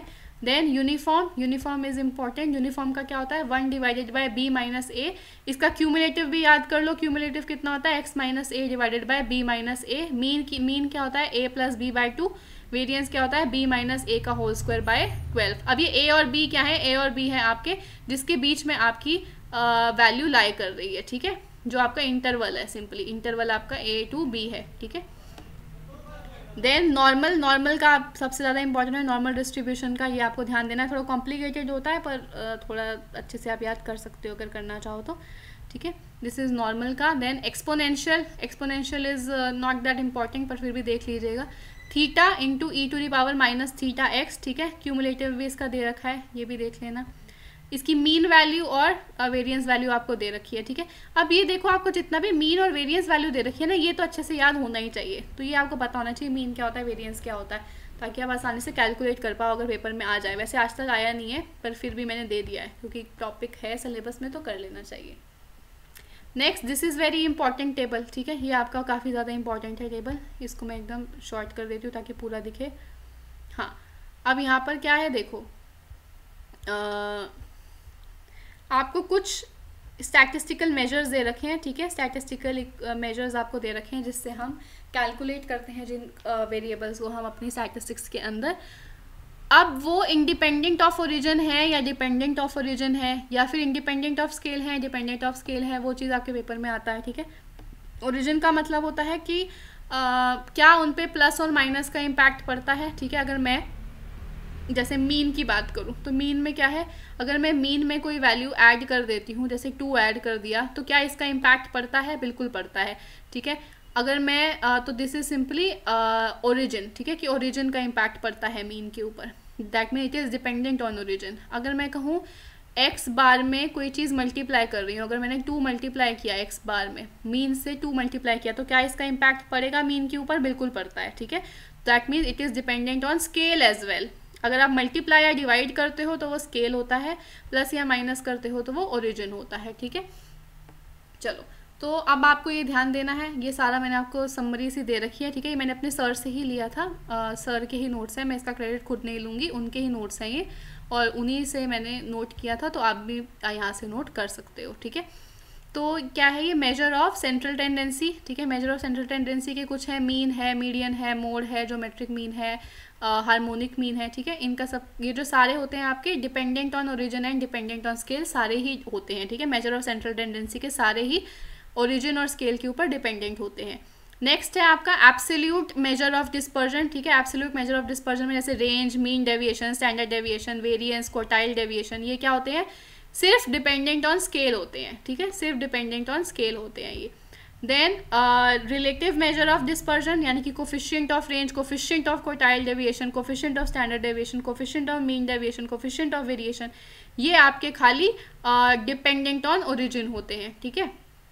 नेक्स्ट है आपका कोरिलेशन और रिग्रेशन। तो कोरिलेशन, रिग्रेशन, कोवेरिएंस, ये आपके तीनों ही इंडिपेंडेंट होते हैं ऑफ ओरिजिन और डिपेंडेंट ऑन होते हैं स्केल, लेकिन कोरिलेशन जो है इकलौता वो क्या है? Independent of origin and scale होता है। ये आपको पेपर में आया हुआ है, ठीक है। कोरिलेशन का पूछा हुआ है उन्होंने कि इंडिपेंडेंट ऑफ ओरिजिन और स्केल दोनों ही से इंडिपेंडेंट होता है, मतलब दोनों पे ही डिपेंड नहीं करता, प्लस माइनस पे भी नहीं और मल्टीप्लाई डिवाइड के ऊपर भी डिपेंड नहीं करता। ऐसे ही मीन भी इम्पॉर्टेंट है, ठीक है। चलो, अब ये मीन डेविएशन वगैरह पढ़ते पढ़ते मुझे एक टॉपिक ध्यान आ गया जो आपका पेपर में पूछा गया है, ठीक है। जो मीन डेविएशन है, ठीक है, उसकी वैल्यू लीस्ट कौन से सेंट्रल टेंडेंसी से होती है? किसकी बोली मैंने? मीन डेविएशन की, ठीक है। तो मीन डेविएशन की जो लीस्ट वैल्यू होती है आपकी, वो होती है मीडियन से, ठीक है। तो मीडियन जो है उससे आपकी मीन डेविएशन की सबसे लीस्ट वैल्यू आएगी, ठीक है। यानी कि आपकी मीन डेविएशन की सबसे कम वैल्यू जो है वो मीडियन के हिसाब से आती है, ठीक है, अगर आप मीडियन से निकालोगे वो डेविएशन। तो ऐसे ही जो आपका स्टैंडर्ड डेविएशन है, ठीक है, स्टैंडर्ड डेविएशन की जो लीस्ट वैल्यू होती है वो किससे निकलती है? वो अरिथमेटिक मीन से निकलती है, ठीक है। स्टैंडर्ड डेविएशन की जो लीस्ट वैल्यू है वो अरिथमेटिक मीन से डेविएशन देखने पर आती है, और मीन डेविएशन की लीस्ट वैल्यू कहाँ से आती है? मीडियन से आती है। ये दोनों ही पेपर में पूछे हुए क्वेश्चन है, इंपॉर्टेंट है, तो आपको याद रहना चाहिए, ठीक है, क्योंकि ये नोट्स में नहीं था पर मुझे याद आ गया, तो अच्छा हुआ, आपका फ़ायदा हो गया, ठीक है ना। नेक्स्ट है आपका ये एक फॉर्मूला है छोटा सा, ठीक है, जिसके ऊपर बेस्ड इस बार क्वेश्चन आया था, तो मैंने इस बार आया था या उससे पिछली बार आया था मुझे याद नहीं, तो मैंने नोट कर लिया था ये। तो स्टैंडर्ड एरर का फॉर्मूला होता है ये आपका, ठीक है। स्टैंडर्ड एरर अगर आपको निकालने को आए तो this is simply sigma x root under 1 minus r square. R क्या है आपका? कोरिलेशन, ठीक है, और सिग्मा एक्स क्या है आपका? स्टैंडर्ड डेविएशन ऑफ एक्स, ठीक है। चलो, नेक्स्ट है आपका इंडेक्स नंबर से रिलेटेड है ये आपकी टेबल, ठीक है, इंडेक्स नंबर से रिलेटेड। ये भी आप देख सकते हो, ये भी पेपर में पूछी गई है कि आपका कौन सा इंडेक्स नंबर जो है वो टाइम रिवर्सल टेस्ट को पास करता है, कौन सा फैक्टर को करता है, कौन सा सर्कुलर टेस्ट को करता है, ठीक है। तो ये भी इंपॉर्टेंट है। देखो, जो यूनिट टेस्ट है, यूनिट टेस्ट को सिर्फ सिंपल एग्रीगेट प्राइस और सिंपल एग्रीगेट क्वांटिटी नहीं करते, बाकी सब फॉलो करते हैं, ठीक है, बाकी सारे फॉलो करते हैं, क्लियर। टाइम रिवर्सल है, टाइम रिवर्सल को आपका लास्ट पेयर और पास्ट डे नहीं करते, चाहे वो क्वांटिटी इंडेक्स हो चाहे प्राइस इंडेक्स हो, लास्ट पेयर और पास्ट डे इसको नहीं लेते, पास नहीं करते, बाकी सब पास कर जाते हैं। देन नेक्स्ट है आपका फैक्टर रिवर्सल। फैक्टर रिवर्सल सिर्फ फिशर, ठीक है, ये पेपर का क्वेश्चन है आपका कि कौन सा फैक्टर रिवर्सल टेस्ट को फॉलो करता है, या फिर कौन सा ऐसा इंडेक्स नंबर है जो फैक्टर को भी और टाइम रिवर्सल दोनों को करता है, तो वो फिशर है इकलौता, ठीक है, चाहे प्राइस वाला हो चाहे क्वांटिटी हो, फिशर इंडेक्स है, ये इंपॉर्टेंट है। देन आपका सर्कुलर टेस्ट कोई भी पास नहीं करता, ठीक है, कोई भी इंडेक्स नंबर आपका सर्कुलर टेस्ट को पास नहीं करता, ये भी ध्यान देना है, क्लियर। चलो, नेक्स्ट ये है आपका कोरिलेशन से रिलेटेड एक फॉर्मूला, ठीक है, जो इम्पॉर्टेंट है। तो कोरिलेशन कोफिशिएंट आपका जो आर की वैल्यू होती है वो आपका वैसे तो काफ़ी लोगों ने दिया है, ठीक है, जैसे कार्ल पियर्सन ने दिया है, बाउली ने दिया है, स्पियर्समैन रैंक कोरिलेशन कोफिशिएंट है आपका, ठीक है। लेकिन इनमें से मोस्ट इंपॉर्टेंट आपका कार्ल पियर्सन का मेथड है, ठीक है। तो कार्ल पियर्सन ने कैसे दिया है कोरिलेशन को, उसका ध्यान दे लो। तो वो क्या कहते हैं, स्क्यूनेस आप कैसे निकालोगे, स्क्यूनेस आप निकालोगे इन दो मेथड से, या तो ऐसे या फिर इस मेथड से, ठीक है। अब यहाँ पे ये क्या है देखो, this is mean, this is mode, this is standard deviation. तो अगर आपको स्क्यूनेस निकालनी है कार्ल पियर्सन के हिसाब से तो आप कैसे निकालोगे, mean minus mode divided by standard deviation. या फिर आप कैसे निकाल सकते हो, 3 इंटू में mean minus median divided by standard deviation. Clear. अगर आपकी मीन की वैल्यू मोड से ज़्यादा है या फिर मीन की वैल्यू मीडियन से ज़्यादा है तो आप कहते हो पॉजिटिवली स्क्यूड है। अगर मीन की वैल्यू मोड से कम है या मीन की वैल्यू मोड से ज़्यादा है, मीडियन से ज़्यादा है तो क्या हो जाएगा, सॉरी मीन की वैल्यू मीडियन से कम है तो नेगेटिवली स्क्यूड हो जाएगा, ठीक है। इसकी लिमिट्स उन्होंने क्या बताई है, +-3 के बीच में लाई करेगी। स्क्यूनेस की लिमिट है ये, ठीक है, कोरिलेशन की नहीं है। दिस इज स्क्यूनेस की जो लिमिट है वो किसके बीच में लाई करती है, +-3 के बीच में। ये पेपर का क्वेश्चन है आपका 2021 का शायद, ठीक है, 2022 का तो नहीं है, 2021 का क्वेश्चन है कि आपकी स्क्यूनेस की क्या वैल्यू रहती है, दैट इज़ 3, ठीक है। चलो +-3, एक सेकेंड मैं आपको बताती हूँ। स्क्यूनेस की वैल्यू जो रहती है वो उसका आंसर था 0। स्क्यूनेस जो है उसकी वैल्यू 0 आप अज्यूम कर चलते हैं। लेकिन कार्ल पियर्सन ने देखो कितनी दी है, +-3 वैल्यू दी है, ठीक है।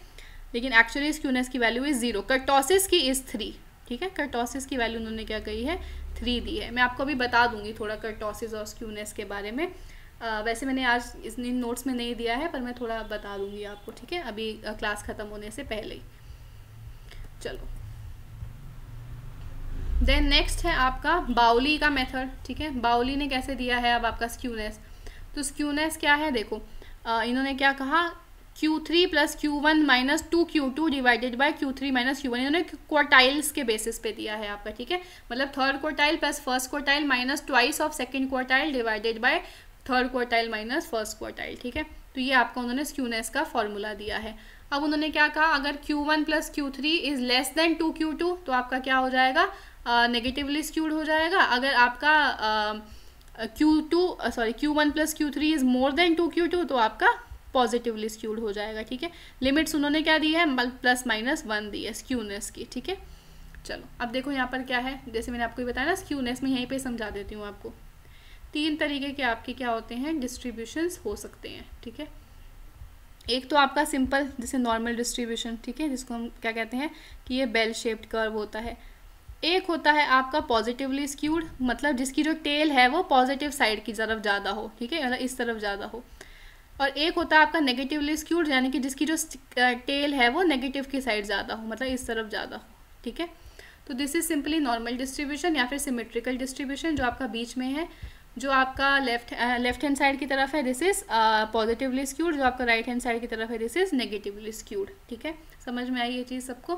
तो जो आपका पॉजिटिवली स्क्यूड है, ठीक है, जो आपका पॉजिटिवली स्क्यूड है, देखो यहाँ पर क्या है, जो ये पीक वैल्यू होती है ये हमेशा मोड को रिप्रेजेंट करती है, ठीक है। ये क्या है आपका मोड, क्योंकि हाईएस्ट वैल्यू होती है ना आपकी मोड, तो ये आपकी जो पीक वैल्यू है दिस इज मोड। तो ये आपने मान लिया यहाँ पर आपका मोड है, ठीक है, दिस इज मोड। ऐसे ही आपका जो नॉर्मल डिस्ट्रीब्यूशन है उसकी पीक वैल्यू बीच में है तो दिस इज मोड। अब नॉर्मल डिस्ट्रीब्यूशन का एक फीचर होता है यहाँ पर आपका mode is equals to median is equals to mean होता है, ठीक है। यहाँ पर आपके तीनों जो सेंट्रल टेंडेंसी है वो आपस में बराबर होती हैं, ठीक है। Mode is equals to median is equals to mean होता है। लेकिन अगर हम बात करें किसकी, नेगेटिवली स्क्यूड की, तो यहाँ पर क्या होगा, यहाँ पर आपका मोड इज हाईएस्ट, उससे पहले आपका पड़ेगा मीडियन, ठीक है, और सबसे छोटा होता है यहाँ पर आपका मीन, ठीक है। मीन आपका यहाँ पर सबसे छोटा होता है, मीडियन तो हमेशा बीच की वैल्यू है, ठीक है। तो दैट वो आपका मोड और मीडियन के बीच में ही, मोड और मीन के बीच में ही रहेगा हमेशा। लेकिन आपको ध्यान देना है नेगेटिवली स्क्यूड में आपकी मोड की वैल्यू हाईएस्ट होती है और पॉजिटिवली स्क्यूड में आपकी मीन की वैल्यू हाईएस्ट होती है, यानी कि मोड की वैल्यू लोवेस्ट होती है। तो आपका मीन कहीं यहाँ पर लाई करेगा और मीडियन तो इनके बीच में ही लाई करता है, ठीक है ना। तो ये आपको ध्यान देना है, क्लियर।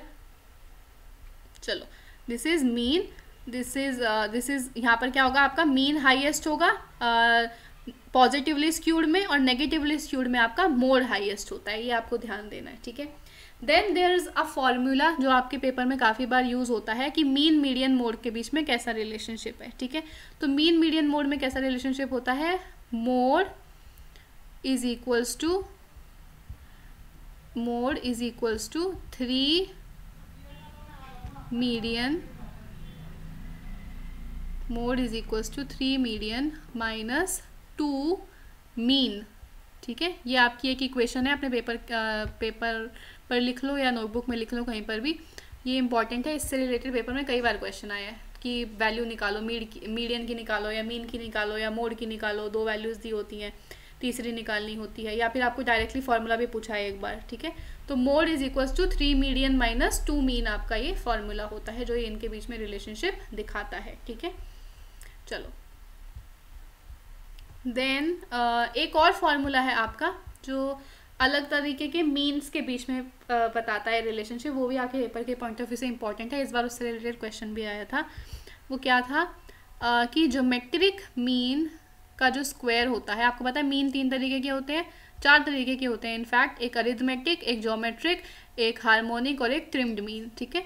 तो आपका जो ज्योमेट्रिक मीन होता है उसका स्क्वायर इज इक्वल्स टू होता है अरिथमेटिक मीन, ठीक है, arithmetic mean divided multiplied by harmonic mean, ठीक है। ये आपका एक रिलेशनशिप का फॉर्मूला है, GM square is equals to AM into HM, ठीक है। Geometric mean square is equals to arithmetic mean into harmonic mean. तो ये भी फॉर्मूला आप अपनी नोटबुक में लिख लो, इससे रिलेटेड भी पेपर में क्वेश्चन आता है, ठीक है।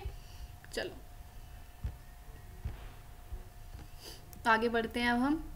नेक्स्ट है मूवमेंट्स। तो मूवमेंट्स की वैल्यू आपको ध्यान रखनी है। फर्स्ट मूवमेंट क्या होता है, मीन, दैट इज 0। सेकेंड क्या होता है, वेरियंस, 1। थर्ड होता है आपका स्क्यूनेस, 4 होता है आपका कर्टोसिस। 4 मूवमेंट्स होते हैं, mean, variance, skewness, kurtosis. First is 0, second is 1 और स्क्यूनेस और कर्टोसिस की वैल्यू आपकी, स्क्यूनेस को हम क्या कहते हैं 0 और कर्टोसिस की वैल्यू आपको ध्यान रखनी है कितनी, 3, ठीक है। चलो अब मैंने आपको स्क्यूनेस तो समझा दिया, वो पीछे राइट स्क्यूड, लेफ्ट स्क्यूड यानी कि नेगेटिवली और पॉजिटिवली स्क्यूड, और नॉर्मल डिस्ट्रीब्यूशन यानी कि सिमेट्रिकल, ठीक है। अब मैं आपको कर्टोसिस भी बता देती हूँ। कर्टोसिस क्या होता है, देखो कर्टोसिस आपका बताता है पीक, ठीक है। जैसे जो स्क्यूनेस है वो आपको क्या बताता है, सिमेट्रिक के बारे में बताता है कि आपका जो डिस्ट्रीब्यूशन है वो सिमेट्रिक है या नॉन सिमेट्रिक है, ठीक है। लेकिन ऐसे ही आपको कर्टोसिस क्या बताता है, कर्टोसिस आपको बताता है पीक के बारे में, ठीक है, जो उसका हाईएस्ट पॉइंट होता है उससे रिलेटेड होता है आपका। देखो अब कर्टोसिस आपकी 3 तरीके की होती है, कैसे कैसे, ये देखो, एक तो है आपकी ये नॉर्मली, ठीक है ना, जो आपका नॉर्मल है, ठीक है। देन एक आपका होता है ऐसा, ठीक है, जिसकी पीक बहुत ज़्यादा होगी। एक आपका होगा ऐसा,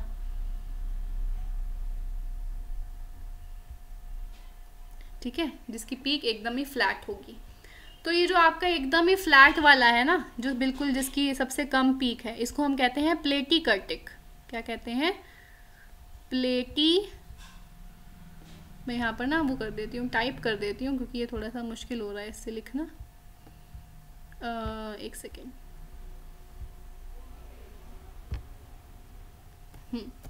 दिस इज प्लेटीकर्टिक, ठीक है। इसका कलर चेंज नहीं होगा क्या, ठीक है। तो दिस इज प्लेटीकर्टिक। अगर मैं बात करूं इसकी, जिसकी पीक सबसे ज़्यादा है, ठीक है, जिसकी पीक सबसे ज़्यादा है, इसको हम क्या कहते हैं, लेप्टोकर्टिक, ठीक है। क्या कहते हैं, लेप्टोकर्टिक। और जिसकी एकदम नॉर्मल पीक है, ठीक है, जिसको हमने सबसे पहले बनाया था, जिसकी एकदम नॉर्मल पीक है, नॉर्मल डिस्ट्रीब्यूशन की तरह, वैसे तो तीनों ही नॉर्मल डिस्ट्रीब्यूशन है, लेकिन जिसकी पीक भी आपको नॉर्मल लग रही है उसको हम क्या कहते हैं, दिस इज मेजोकर्टिक,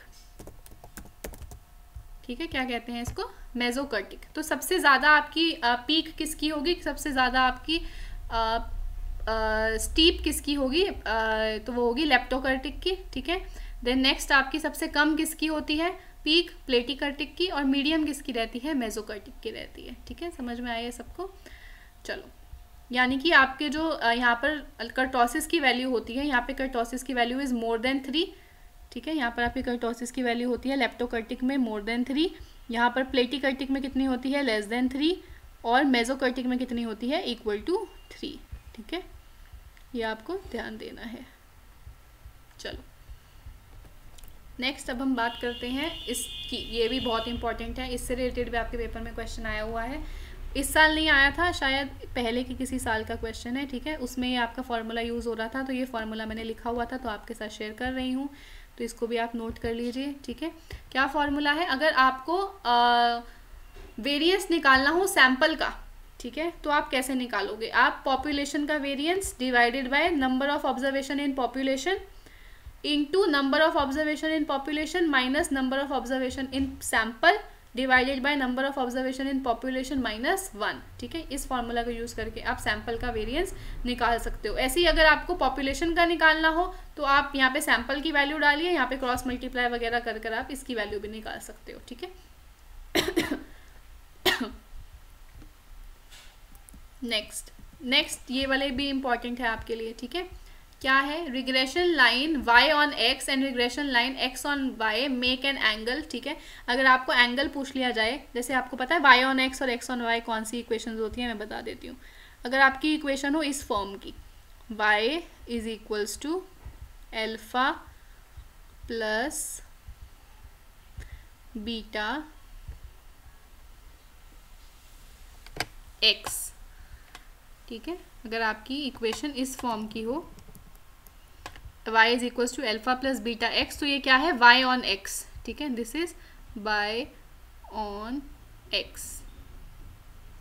अगर हम बात करें x इज इक्वल्स टू, अगर मेरी कैसी है equation, x is equals to alpha plus beta y, तो ये कैसी आपकी रिग्रेशन लाइन है, this is x on y। ठीक है, तो अगर मैं इन दोनों रिग्रेशन लाइंस को प्लॉट करती हूँ तो इनके बीच में एंगल कितना होगा, वो एंगल कैसे निकलता है, वो इस फॉर्मूला से निकलता है। ठीक है, this is tan theta is equals to 1 minus r square by r square. R क्या है यहाँ पे, कोरिलेशन कोफिशिएंट। ठीक है, और आर स्क्वायर क्या हो जाता है आपका, कोफिशिएंट ऑफ डिटर्मिनेशन। ठीक है, वो मैं आपको बताऊंगी क्या होता है, आगे आएगा अभी, कोफिशिएंट ऑफ डिटर्मिनेशन। चलो, तो यहाँ पर क्या है, sigma x into sigma y, यानी कि standard deviation of x into standard deviation of y divided by standard deviation of x का square plus standard deviation of y का square. Then regression of y on x आप कैसे निकाल सकते हो। ठीक है, y ऑन x की आप रिग्रेस कैसे करोगे आप उसको, तो y minus mean of y is equals to correlation coefficient into standard deviation of y divided by standard deviation of x into x minus x bar. इसमें भी आपको किसी की भी वैल्यू निकालनी हो तो आप इस इक्वेशन में पुट करके निकाल सकते हो। ये दोनों फॉर्मूलाज इंपॉर्टेंट है। चलो नेक्स्ट ये फार्मूला एक, वैसे तो ये उसमें यूजीसी नेट में नहीं पूछा गया, ये आपका जेएनयू के प्रीवियस ईयर क्वेश्चन पेपर में पूछा गया था, तो मैंने लिखा हुआ था, लेकिन है स्टैट्स से रिलेटेड, तो मैंने यहाँ पर आपको शेयर कर दिया। अगर आपको पढ़ना हो तो आप इसको पढ़ सकते हो। ठीक है, क्योंकि कुछ पता नहीं है, हो सकता है अब वो उनके पीएचडी के पेपर में से देख के दे दे यूजीसी नेट वाले, तो क्या करेंगे, तो आप इसको देख लेना। ठीक है, वैसे ही अभी पेपर में पूछा नहीं गया है। चलो नेक्स्ट, ये बहुत इंपॉर्टेंट है आपके लिए। ठीक है, ये पेपर से रिलेटेड ही है, पेपर में काफ़ी बार पूछा गया है। bxy, ठीक है, यानी कि bxy क्या है आपका, सिंपली स्लोप कोफिशिएंट। ठीक है, slope coefficient is equals to क्या होता है, r into standard deviation of x divided by standard deviation of y। ठीक है, अगर आपको बीटा एक्स वाई निकालना हो तो आपको क्या करना पड़ेगा, स्टैंडर्ड डेविएशन ऑफ x को ऊपर लेना पड़ेगा, सिंपली ये मतलब है। ठीक है, और अगर आपको बीटा वाई एक्स का दे रखा है, वाई एक्स मतलब y ऑन x वाली आपकी इक्वेशन है, और एक्स वाई क्या है, x ऑन y वाली आपकी इक्वेशन है, तो आपको अगर वाई एक्स दिया हुआ है तो ऊपर सिग्मा y लेना है, और ये फॉर्मूला से आपको आंसर निकाल लेना है। चलो, अब इससे मुझे एक और चीज़ याद आती है, वो जो पेपर में कई बार पूछी गई है। ठीक है, वो मैं आपको बता देती हूँ। क्या आपको वैल्यू निकालनी होती है किसकी, आर की वैल्यू आपको निकालनी होती है अगर आपको बी एक्स वाई और बी वाई एक्स दे रखा हो तो। ठीक है, यानी कि आपको y ऑन x वाली का भी स्लोप कोफिशिएंट दे रखा हो और x ऑन y वाले का भी स्लोप कोफिशिएंट दे रखा हो, तो वो आपको कहता है भाई कोरिलेशन कोफिशिएंट निकालो। ठीक है, तो कोरिलेशन कोफिशिएंट का फॉर्मूला क्या होता है, r is equals to root under B X Y. ठीक है, root under B X Y, एक minute, root under B X Y into B Y X, ठीक है। ये आपका एक फॉर्मूला है कोरिलेशन कोफिशिएंट निकालने का, यानी कि कोरिलेशन सिंपली निकालने का, अगर आपको ये दोनों स्लोप कोफिशिएंट दे रखे हो तो। अब आपको एक चीज़ ध्यान रखनी है कि इन तीनों का जो साइन होता है वो हमेशा सिमिलर होता है। अगर ये दोनों माइनस है तो ये भी माइनस में ही आएगा आपका, अगर ये दोनों पॉजिटिव है तो ये भी पॉजिटिव में ही आएगा, ठीक है। इनके साइन ऑपोजिट नहीं होते कभी भी। अगर इसकी वैल्यू प्लस में है, इसकी वैल्यू माइनस में है, इसका मतलब आपका क्वेश्चन ही गलत है, ठीक है। तो आपको ध्यान देना है, या तो ये दोनों माइनस में ही होंगे या तो ये दोनों पॉजिटिव ही होंगे, और वैसा ही साइन आपका कोरिलेशन कोफिशिएंट का भी होगा, सेम। क्लियर?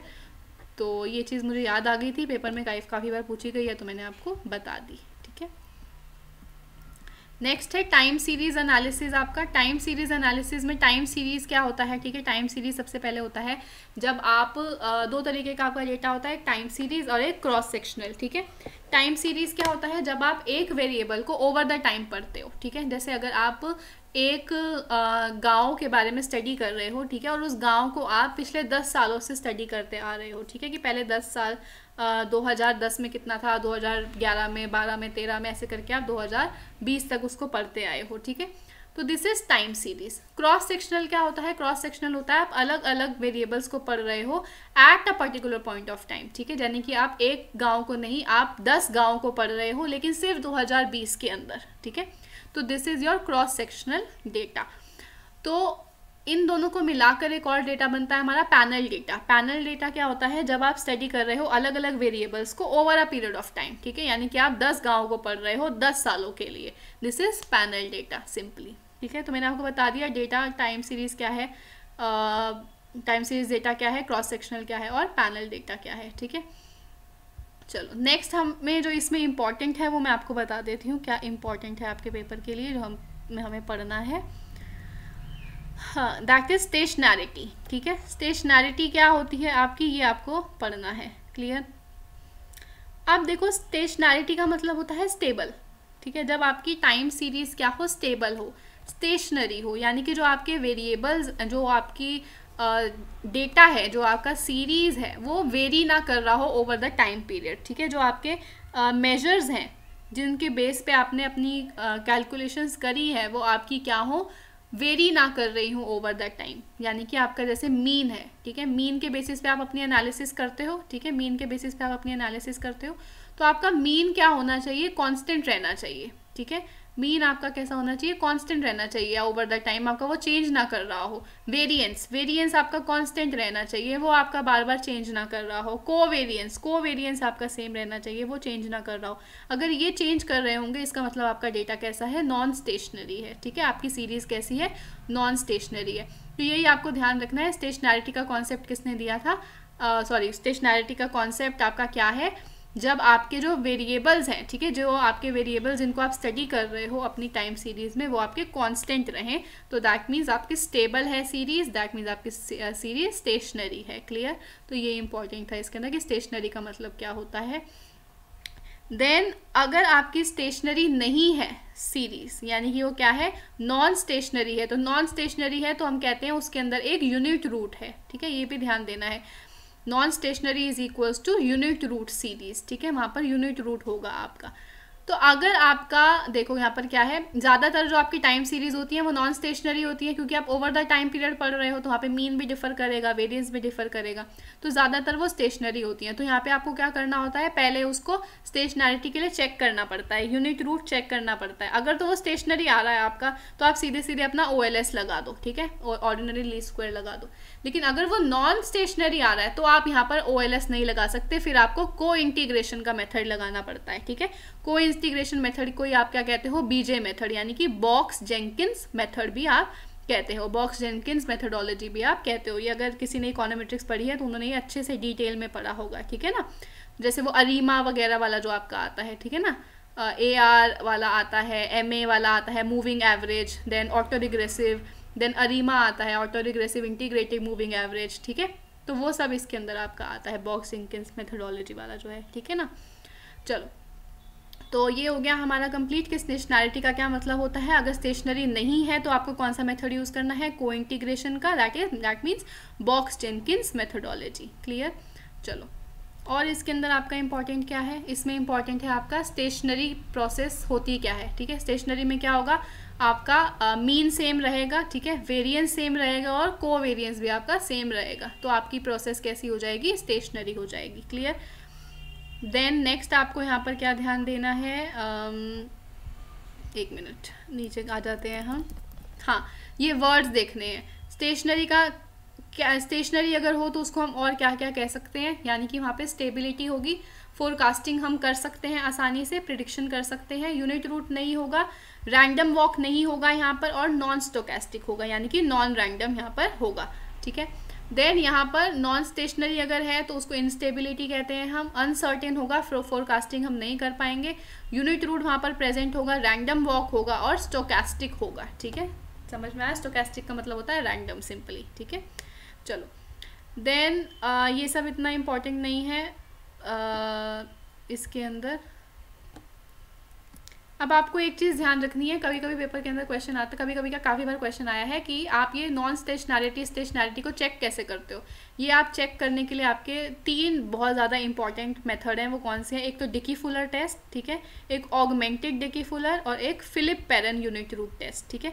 ये तीनों आपके पेपर में कई बार पूछे गए हैं कि आपको स्टेशनैरिटी चेक करने के कौन कौन से मेथड्स हैं, तो ये तीनों है, Dickey Fuller, augmented Dickey Fuller and Phillips Perron unit root test, ठीक है।